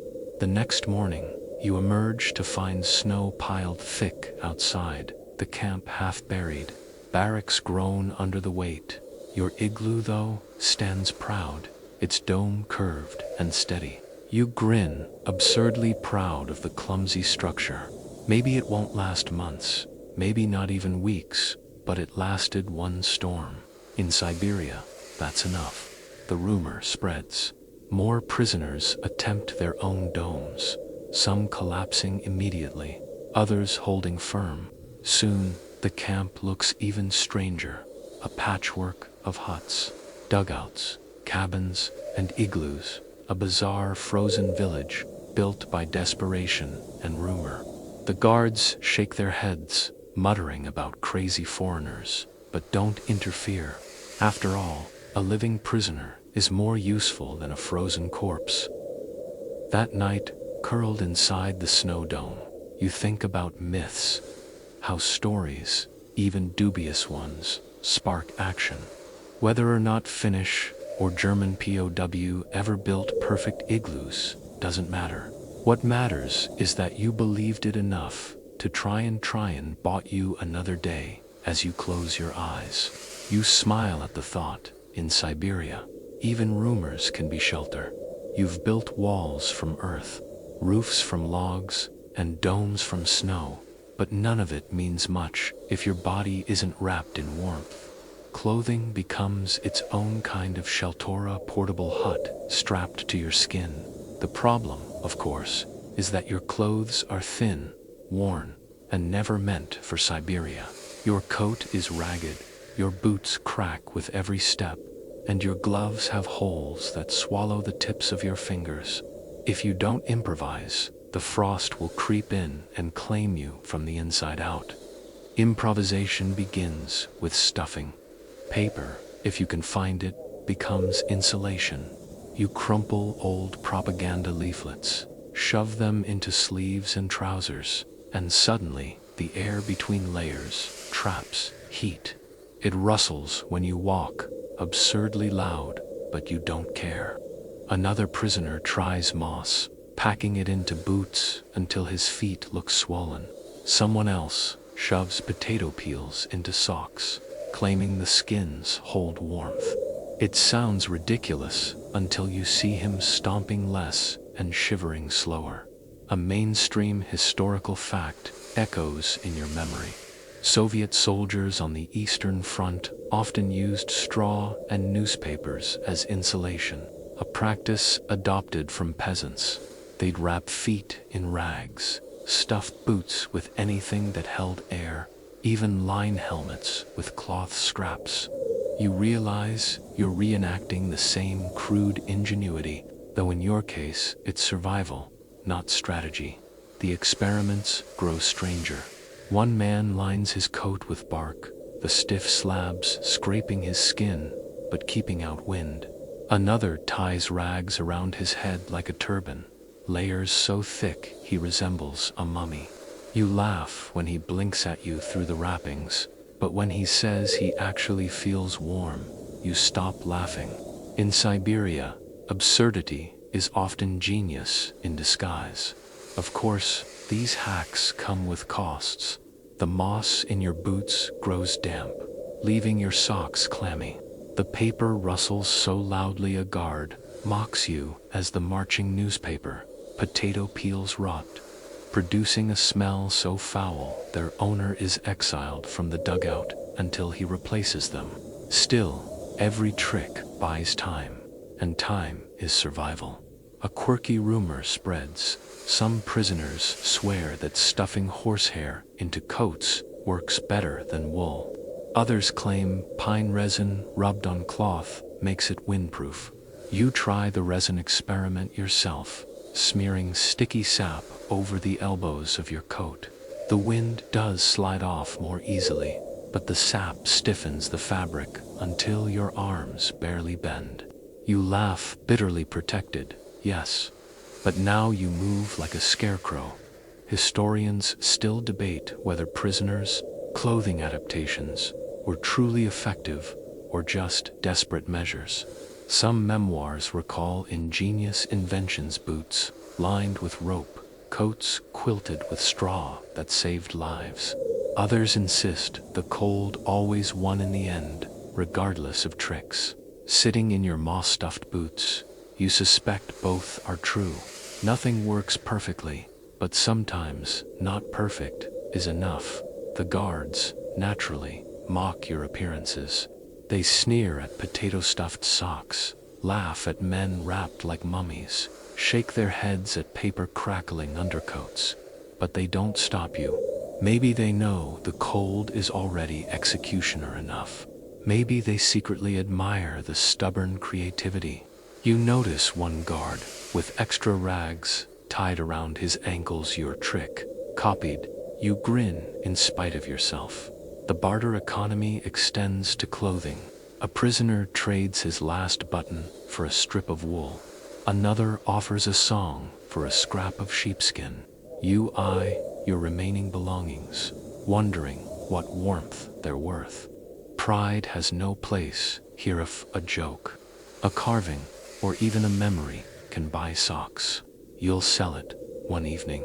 You lie in your dugout, bundled in your absurd armor, paper crackling in sleeves, moss squishing in boots, bark scratching your ribs. You look like a parody of a soldier, more scarecrow than man.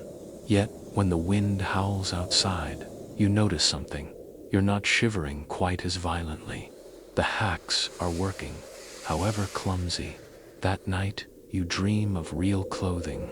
Wool coats, fur hats, boots lined with sheepskin. You imagine strolling through snow in comfort, heat rising from your body instead of bleeding out. The dream is cruel, but also a reminder. Civilization once gave you warmth. Now, you claw it back with scraps. When morning comes, you step into the snow, your makeshift armor squeaking, rustling, and squishing. You look ridiculous, but you're alive. And in Siberia, ridiculousness is a badge of honor. Warmth might keep your heart beating, but comfort never lasts long in Siberia. Just as your moss-stuffed boots and bark-lined coat begin to feel like small victories, another enemy marches in silently and unapologetically lice. They don't care about cold, don't care about rations, don't care about guards. They thrive in misery, crawling into seams, biting skin raw, spreading fevers faster than any wolf could. In a land where even snow threatens to kill you, lice somehow feel like the most humiliating opponent. The first time you notice them, you think it's imagination, just an itch from the straw bedding. But then you scratch again, and find tiny black specks scurrying. You flick them away in horror, only to realize there are more under your collar, more in your hair, more even burrowed into the seams of your gloves. You curse out loud, earning sympathetic laughter from the men around you. Everyone's fighting the same war. One mainstream historical fact offers cruel validation. Lice were the bane of every front in World War II. German soldiers called them seam squirrels. Soviets nicknamed them Stalin's cattle in gulags. Infestations were constant, leading to outbreaks of typhus that killed thousands. You're not alone in this battle, but that doesn't make the crawling sensation any less unbearable. You try the obvious solutions. You boil your shirt in a tin can over the fire. The lice die, but the moment you put it back on, survivors crawl from hidden seams. You try picking them off one by one, but it's hopeless. For every louse you crush between fingernails, 3 more emerge. It becomes ritual. Scratch, curse, crush, repeat. The camp invents its own strategies. Some men hold clothes near the fire until the fabric scorches, burning nests hidden in folds. Others smear pine resin along seams, hoping to trap the parasites. One clever soul rubs garlic on his skin, claiming the smell repels them. You laugh until you realize he's scratching less than you. Still, you wonder what's worse, lice or garlic stench. A quirky rumor circulates. Supposedly, in one distant camp, men shaved their entire bodies bald to deprive lice of hiding places. You imagine rows of skeletal figures gleaming like plucked chickens and shiver not from cold, but from the image. Still, the idea is tempting. Anything to stop the itch. Historians still argue whether lice were merely a nuisance or a true killer in POW camps. Some insist they drained morale more than health, breaking spirits with endless irritation. Others highlight typhus epidemics, where lice transmitted fevers that wiped out entire barracks. You can't decide which is worse, death by disease or death by despair. Either way, lice prove that survival is never just about shelter or food. It's about enduring the small, relentless assaults that grind you down day after day. The guards, of course, mock your scratching.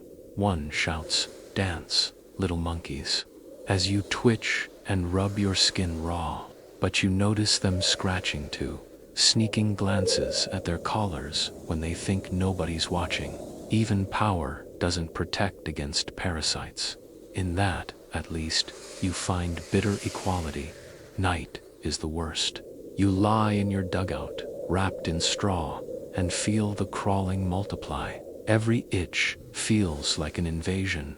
Every bite a reminder you're never alone, not even in your own skin. You dream of baths, of soap, of hot water pouring over your body until the lice shrivel and vanish. Waking from that dream is crueler than hunger. Still, you adapt. You learn to ignore smaller itches, focusing only on the worst bites.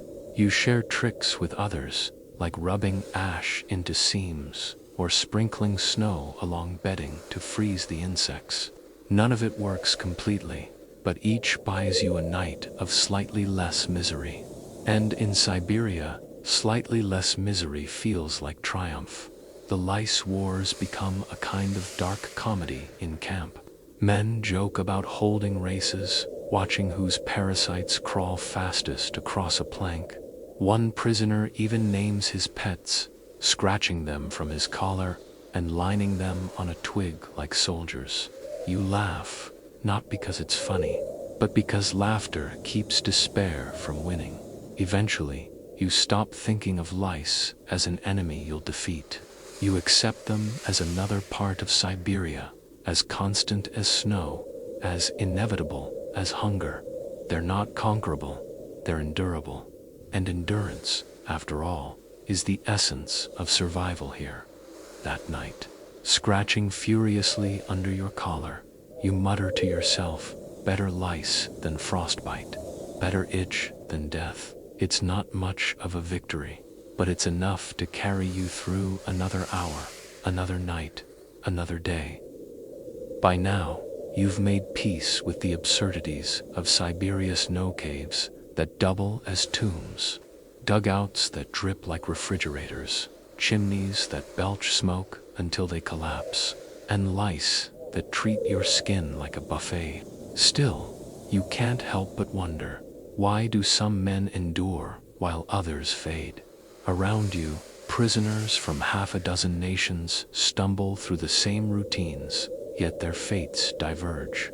Some seem tougher, sharper, more stubborn. Others weaken quickly, their eyes turning glassy, their bodies giving up long before their shelters do. It's a question that lingers in your mind as you trudge through snow to fetch water, or as you curl against a wall of pine branches at night. Why are some survivors while others crumble? Historians, too, still argue the point. Some claim it was nationality, that Germans fared differently from Italians, Hungarians from Japanese. Others insist it was individual background. Farmers adapted better than city men. Carpenters outlasted clerks. The debate has no single answer, only layers of speculation. You start noticing patterns. The Russians, when prisoners themselves, sometimes cope better.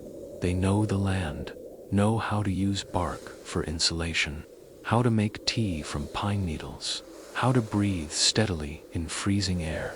Germans often bring discipline, organizing their shelters with military precision, rotating sleeping spots, rationing food strictly. Italians, meanwhile, sing. Their voices drift through the camp like faint warmth, lifting spirits even when bellies growl. You can't measure singing in calories, yet somehow it fuels survival. One mainstream fact resonates. Soviet records did show differences in survival rates among national groups. German POWs, though treated harshly, often had higher survival due to organization and collective discipline. Italian prisoners fared worse, less prepared for the climate, though many clung to morale through culture. The Japanese endured with stoic silence, sometimes to the point of refusing aid. Each group brought its own strengths, its own blind spots. You think back to one Hungarian prisoner, a carpenter before the war. With only a knife and frozen mud, he built a shelter roof so sturdy the guards started storing supplies in it. His skill kept not only him but half a dozen others alive. Another man, once a tailor, stitched scraps of cloth into padded jackets, trading them for food. Survival wasn't always about strength, it was about what you carried with you before you ever stepped off that train. But it wasn't just skills. Sometimes it was sheer willpower. You remember one man collapsing in the snow, refusing to rise. No amount of shouting or pulling could stir him. He wasn't frozen yet, he was simply finished. His body worked, but his mind surrendered. A week later, another prisoner, half-starved, kept swinging an axe with terrifying determination, muttering prayers under his breath. He lasted through storms that killed stronger men. Stubbornness, a quirky rumor circulates in camp. Some nationalities, men whisper, carry secret tricks. Germans supposedly smuggled powdered soup packets hidden in boots. Hungarians carried herbs for medicine. Japanese prisoners, it said, practiced breathing exercises that let them endure cold longer. Whether true or not, the rumors spark envy and imitation. You find yourself mimicking breathing patterns, as if slowing your inhale might trick Siberia into sparing you. The guards notice the differences too. They mock Italians for singing, yet sometimes linger to listen. They sneer at Germans' rigid organization, yet rely on them when repairs are needed. They treat Japanese with wary respect, their silence unsettling even to captors. It becomes clear, even in captivity, culture leaks through. Shaping survival, historians still argue the root of endurance. Was it national character? Was it training? Was it simple chance? Living it, you suspect all three. Luck decides whether your shelter holds. Skill shapes the tools you build. Willpower decides if you rise each morning or stay buried in blankets until frost takes you that night. Curled in your dugout, you listen to the blend of sounds, a German prayer, an Italian song, a Russian proverb muttered in sleep. Each sound is a thread, weaving survival in its own way. You smile faintly, realizing Siberia doesn't care what language you speak, what skills you carry, or what flag you once marched under. The cold is universal, merciless, and yet, so too is the will to fight it. Winter in Siberia is a thief. It steals warmth, food, and time, yet somehow the smallest scraps you claw back feel like treasures. By now, first small victory is a candle, a stub really traded from a guard in exchange for a carved trinket. You place it in the center of your dugout one night, light it, and watch the flames sputter. The glow is pitiful, barely enough to see your companions' faces, but it changes everything. Shadows soften, the damp walls seem less like a coffin and more like a cave. You sit there, staring, entranced, until wax drips onto your fingers. Pain jolts you back, but you're smiling. In a world of snow and smoke, that candle is a sunrise. A mainstream historical fact echoes in your head. Memoirs from Gulag survivors often describe candles as prized contraband. A single stub could be traded for food or favors, worth more than gold. Men would guard them like relics, lighting them only on the darkest nights. You understand now why. Light, however small, is proof that the dark doesn't win completely. The second victory is a boot, or rather, the patch on it. Your soul splits one morning, snow seeping in, toes screaming in pain. You curse, ready to accept frostbite, until another prisoner hands you a strip of leather. Patch it, he grunts.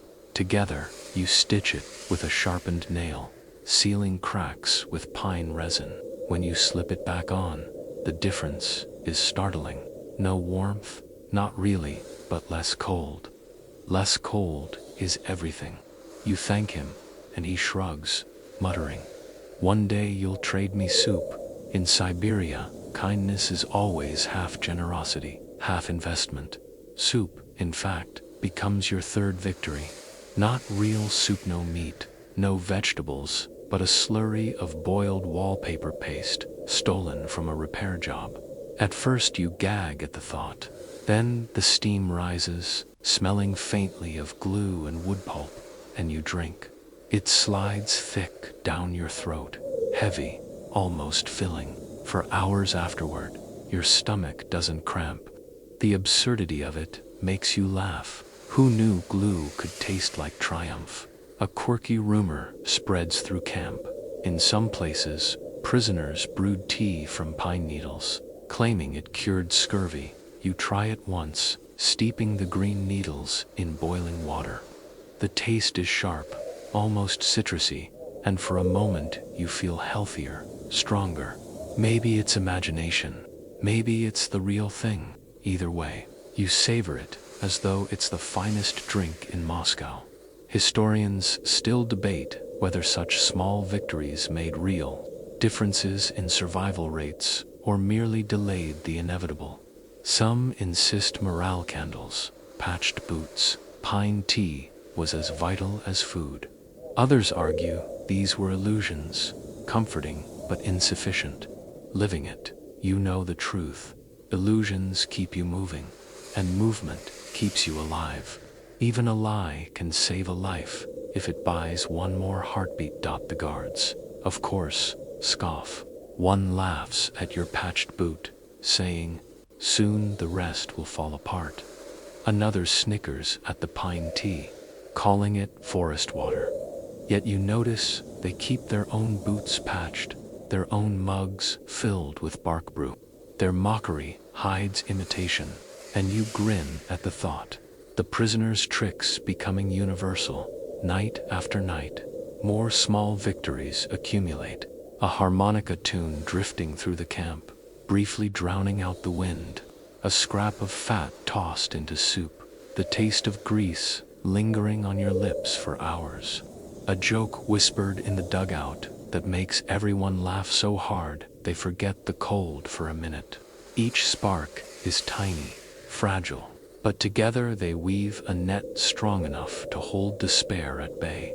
One evening, huddled in your dugout, you realize something remarkable. You're still alive. You've survived nights colder than you thought possible. Eaten food you swore would kill you. Worn boots patched with glue and moss. And yet, here you are, listening to the faint whistle of a fellow prisoner's song.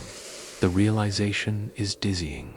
You're not thriving, not even enduring gracefully, but you are surviving. Against all odds, against reason, you're still here as you drift toward sleep. The candle flickers one last time before burning out. Darkness returns, thick and heavy, but inside you a different flame glows. It's not hope exactly, not even faith, it's stubbornness. A refusal to let Siberia take everything. Small victories don't change the world, but they change you. And in this place, that's enough. You think you've learned Siberia's rules. Keep moving, keep building, keep scratching out warmth wherever you can. Then spring arrives, and the rules change overnight. Not that it's a gentle spring. There are no flowers blooming or birds chirping. Instead, the snow begins to melt with a kind of violence, flooding the camp with icy water, turning solid ground into mud, thick enough to swallow boots. You'd prayed for warmth all winter, but now you realize warmth comes with its own traps. By now, you've made peace with the absurdities of Siberia's snow caves that double as tombs, dugouts that drip like refrigerators, chimneys that belch smoke until they collapse, and lice that treat your skin like a buffet. Still, you can't help but wonder, why do some men endure while others fade? Around you, prisoners from half a dozen nations stumble through the same routines, yet their fates diverge. Some seem tougher, sharper, more stubborn. Others weaken quickly, their eyes turning glassy, their bodies giving up long before their shelters do. It's a question that lingers in your mind as you trudge through snow to fetch water, or as you curl against a wall of pine branches at night. Why are some survivors while others crumble? Historians, too, still argue the point. Some claim it was nationality, that Germans fared differently from Italians, Hungarians from Japanese. Others insist it was individual background. Farmers adapted better than city men. Carpenters outlasted clerks. The debate has no single answer, only layers of speculation. You start noticing patterns. The Russians, when prisoners themselves, sometimes cope better. They know the land, know how to use bark for insulation, how to make tea from pine needles, how to breathe steadily in freezing air. Germans often bring discipline, organizing their shelters with military precision, rotating sleeping spots, rationing food strictly. Italians, meanwhile, sing. Their voices drift through the camp like faint warmth, lifting spirits even when bellies growl. You can't measure singing in calories, yet somehow it fuels survival. One mainstream fact resonates. Soviet records did show differences in survival rates among national groups. German POWs, though treated harshly, often had higher survival due to organization and collective discipline. Italian prisoners fared worse, less prepared for the climate, though many clung to morale through culture. The Japanese endured with stoic silence, sometimes to the point of refusing aid.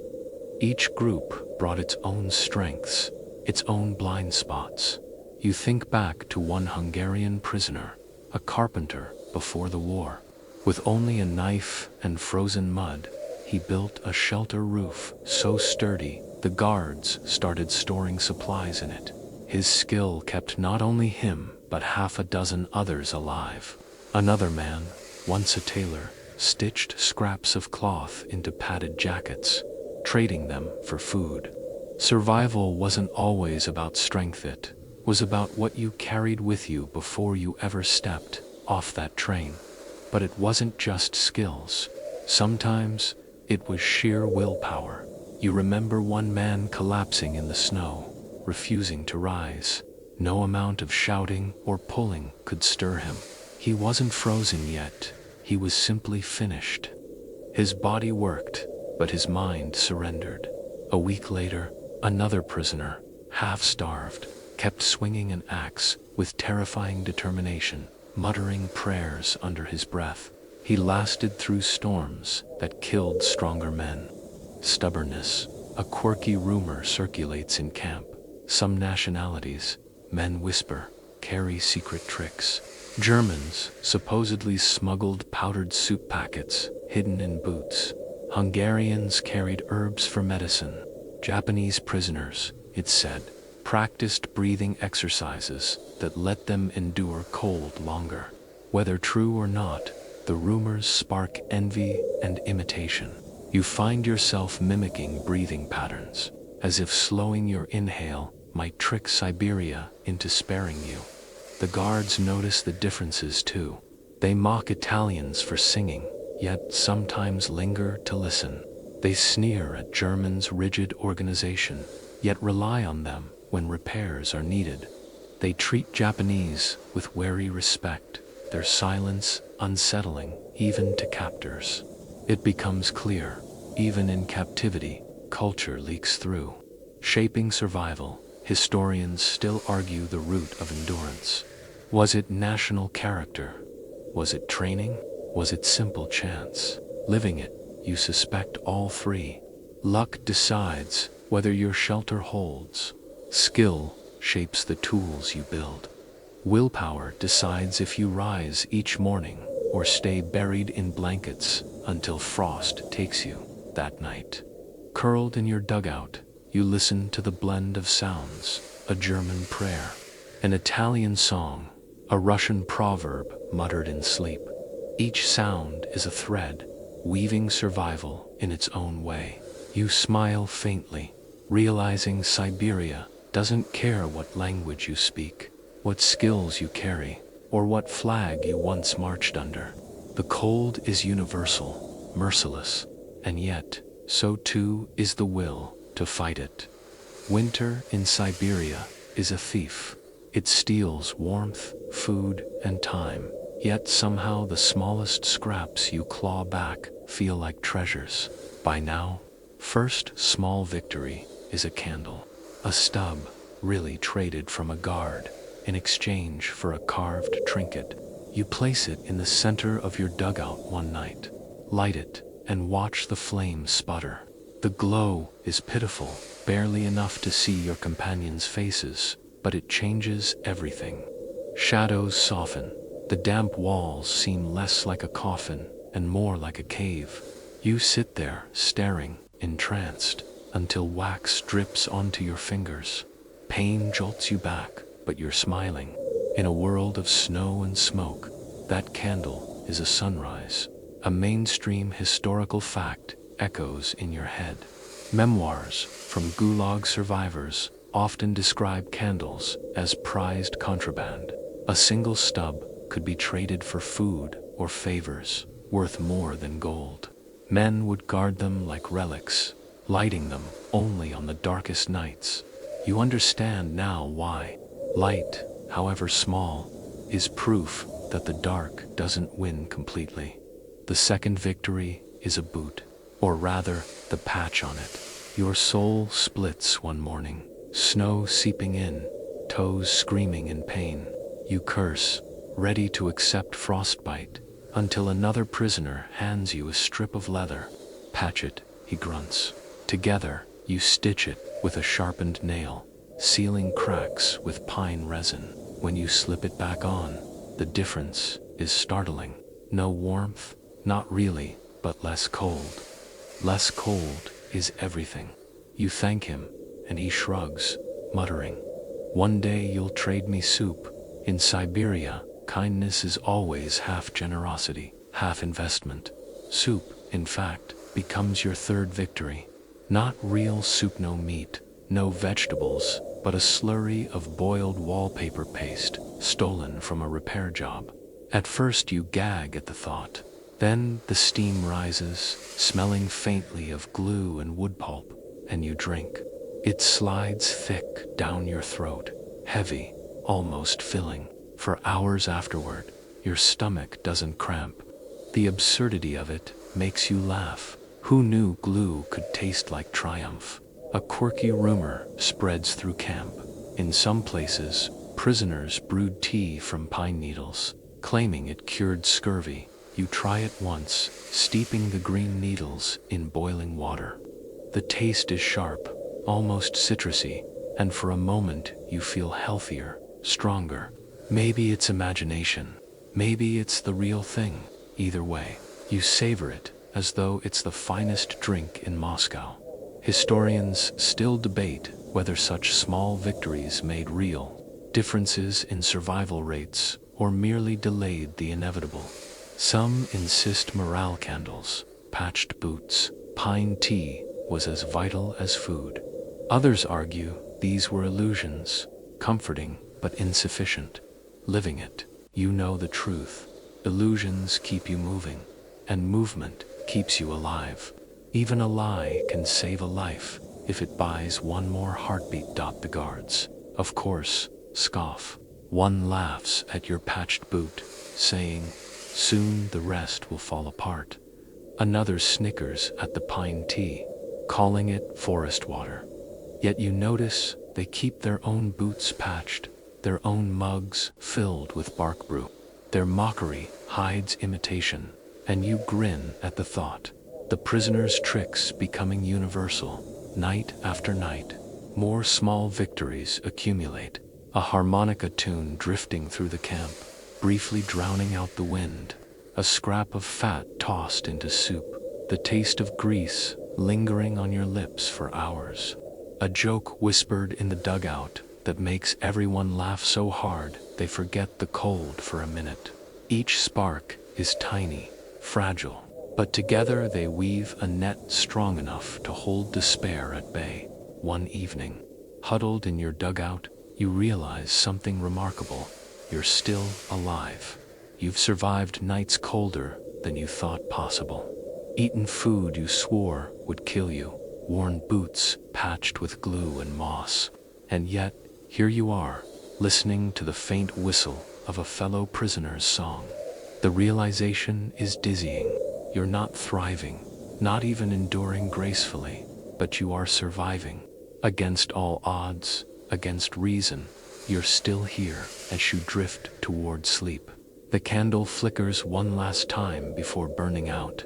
Darkness returns, thick and heavy, but inside you a different flame glows. It's not hope exactly, not even faith, it's stubbornness. A refusal to let Siberia take everything. Small victories don't change the world, but they change you. And in this place, that's enough. You think you've learned Siberia's rules. Keep moving, keep building, keep scratching out warmth wherever you can. Then spring arrives, and the rules change overnight. Not that it's a gentle spring. There are no flowers blooming or birds chirping. Instead, the snow begins to melt with a kind of violence, flooding the camp with icy water, turning solid ground into mud thick enough to swallow boots. You'd prayed for warmth all winter, but now you realize warmth. The first disaster is water. Dugouts that saved you in January begin to leak in April. Meltwater seeps through walls, dripping onto straw bedding, pooling on floors. You wake one morning to find your blanket soaked, your boots floating. The mud sucks at your feet as though the earth itself wants to drag you under. A shelter once cozy now feels like a swamp. A mainstream historical fact comes to mind.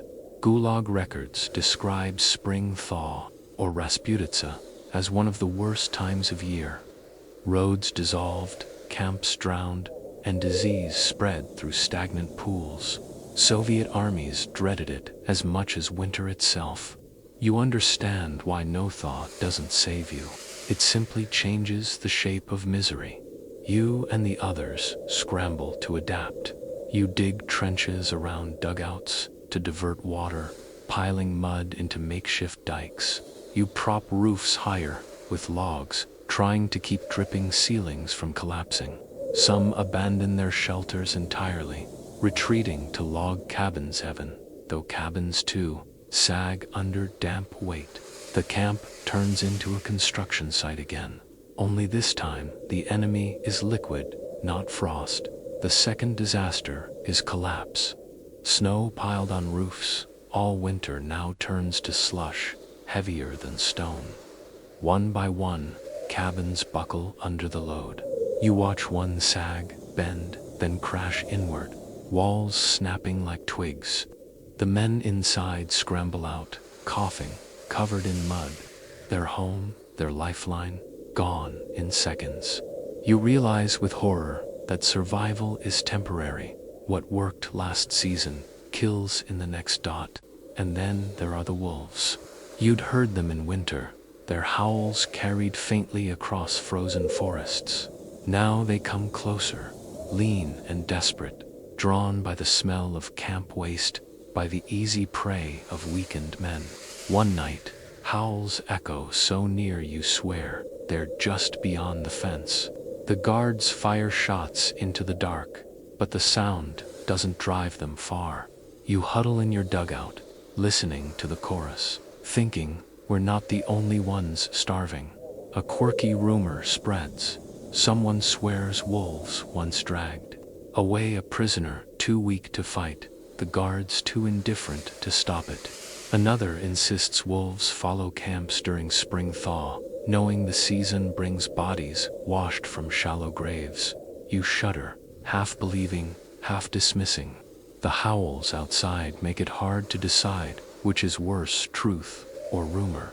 Historians still argue about the impact of spring thaw on POW survival. Some claim more died in thaw than in winter. from disease, drowning, or predators. Others argue winter remained the true killer, thaw merely an uncomfortable transition. Sitting in a dugout-turned swamp, listening to wolves, you lean toward the first view. Cold was cruel, but mud feels like betrayal. At least, snow was honest in its hostility. Disease comes swiftly. Waterlogged shelters breed fevers. Lice thrive in damp straw. Men cough, hacking up phlegm, their voices hoarse. Dysentery spreads through foul puddles. You clutch your stomach one night, doubled over, cursing the water you drank from a muddy trench. The misery is different from winter's, bite less dramatic, more insidious. You almost miss the simplicity of frostbite. At least, frostbite is straightforward. Black, dead, gone. Disease lingers, draining strength day by day. Yet there are moments of strange beauty in thaw. The ice on the river cracks like thunder, sheets splitting, water rushing free for the first time in months. The forest drips constantly, each branch a faucet of melting snow. Sunlight returns, weak but real, painting the camp in silver light. For an instant, you feel alive, as though the world itself is exhaling after holding its breath all winter. The guards seem both relieved and annoyed. Relieved because supply wagons move again on softer roads. Annoyed because thaw makes disciplined hardermen slip in mud. Shelters collapse. Wolves threaten. They shout more, hit more, as if volume can fix the weather. You ignore them, too busy scooping mud from your dugout with bare hands. One evening, you sit on a log, staring at the swollen river, and realize something important. Survival in Siberia isn't a single battle. It's a series of shifting fronts. First, you fight cold, then hunger, then damp, then disease, then wolves. The war changes every season, every week, every day. You don't win, you adapt. That's the only victory possible that night. As howls echo through the dripping forest and your dugout seeps like a sponge, you think back to winter. You remember praying for thaw, for relief. Now you know better. Siberia grants no relief, only new torments. And yet you're still alive, still adapting, still stubborn enough to see what the next season brings. Liberation is a strange word. It tastes sweet when you whisper it to yourself in the dugout at night. Yet it feels dangerous, too, like licking icicles that might shatter and cut your tongue. You've heard the rumors for weeks now. The war is shifting, armies moving west, camps emptying. Guards mutter about transfers, about peace talks, about trains. Nobody knows if it means freedom or just another march to nowhere. But the word lingers in the air, fragile, impossible, alive. In the meantime, you keep living in your fragile shelters because routine is the only anchor you have. You patch holes in the dugout roof with bark, though thaw keeps undoing your work. You sip pine needle tea brewed in a battered can, though it tastes more like smoke than forest. You scratch lice until your skin bleeds, though you've long stopped believing you'll ever be rid of them. Survival has become less about improvement and more about inertia. Keep doing the things that barely work, and maybe they'll carry you one more day. A mainstream historical fact slips into your thoughts. When Soviet forces finally began releasing POWs after 1945, many described their shelters as the only reason they lasted. Dugouts, snow caves, and patched cabins outlived official barracks. Some of those structures stood long after their builders marched away. You wonder whether your little hut, patched with canvas and sealed with mud, will still be here when you're gone. Maybe wolves will take it over. Maybe the forest will swallow it whole. Maybe a traveler decades later will stumble on its remains and wonder who lived inside. The talk of liberation changes the camp's rhythm. Guards grow lazier, sometimes even kinder. One tosses you an extra crust of bread without explanation. Another lets prisoners linger at the river longer than usual. It's as if they know the end is coming and can't decide whether to tighten or loosen their grip. You study them carefully, noting the nervous glances, the way they whisper among themselves. Power feels thinner now, stretched like paper over flame. A quirky rumor spreads. As always, some say liberation means trains west, food, blankets, letters home. Others whisper darker tales, that prisoners are marched into the forest, never to return, so no witnesses remain. You don't know which to believe, but the rumors spark debates around fires. Late at night, when everyone's too restless to sleep, hope and dread wrestle in every sentence. Historians still argue what liberation truly meant for many POWs. Some accounts describe joyful releases, men stepping onto trains that carried them toward families and peace.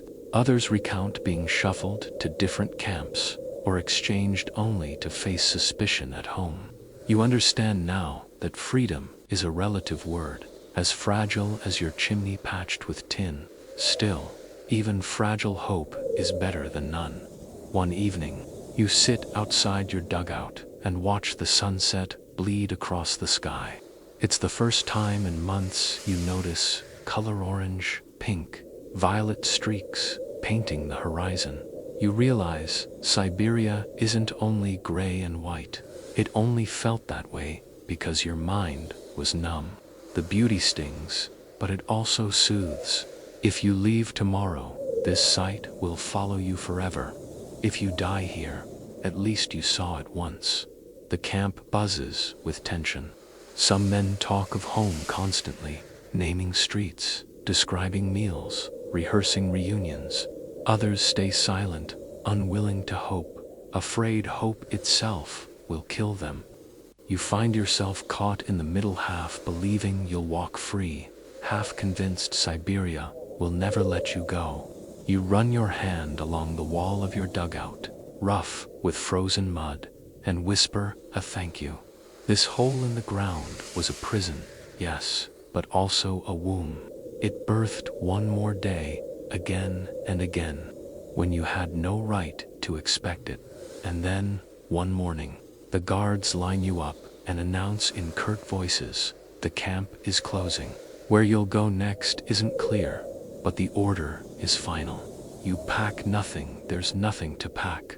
Just your patched boots, your paper-stuffed coat, your moss-lined socks. You glance back at the camp, at the crooked log huts, the half-collapsed barracks, the mounds of snow that once sheltered you. You feel something strange pride. You built life out of scraps, and scraps kept you alive. Siberia wanted you frozen, buried, forgotten. You refuse. As you march away, the wind howls behind you, rattling branches, whistling through abandoned chimneys. It feels like the land itself saying farewell, warning you that it's not finished. You don't look back again. The shelters will remain, crumbling slowly, fading into memory. Maybe they'll outlast you. Maybe they'll stand as mute witnesses to a season of stubbornness.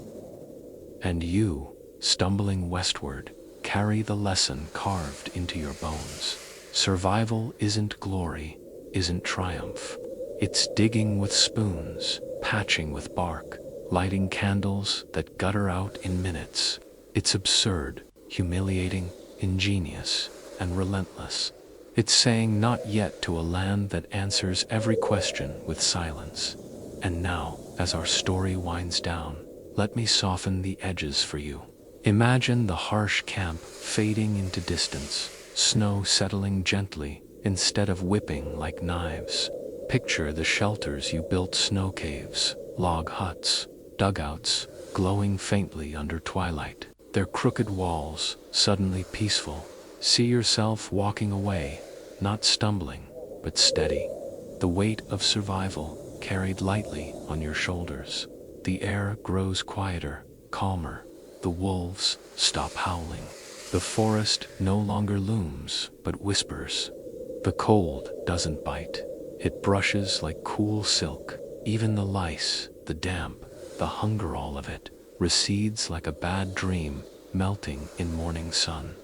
What remains is the rhythm of breath, steady and sure. Proof you are still here, and though historians may debate details, though rumors may twist into legend, none of that matters now. What matters is the simple truth. You endured. You built shelter when there was none. You found light in scraps. You lived through Siberia's winter.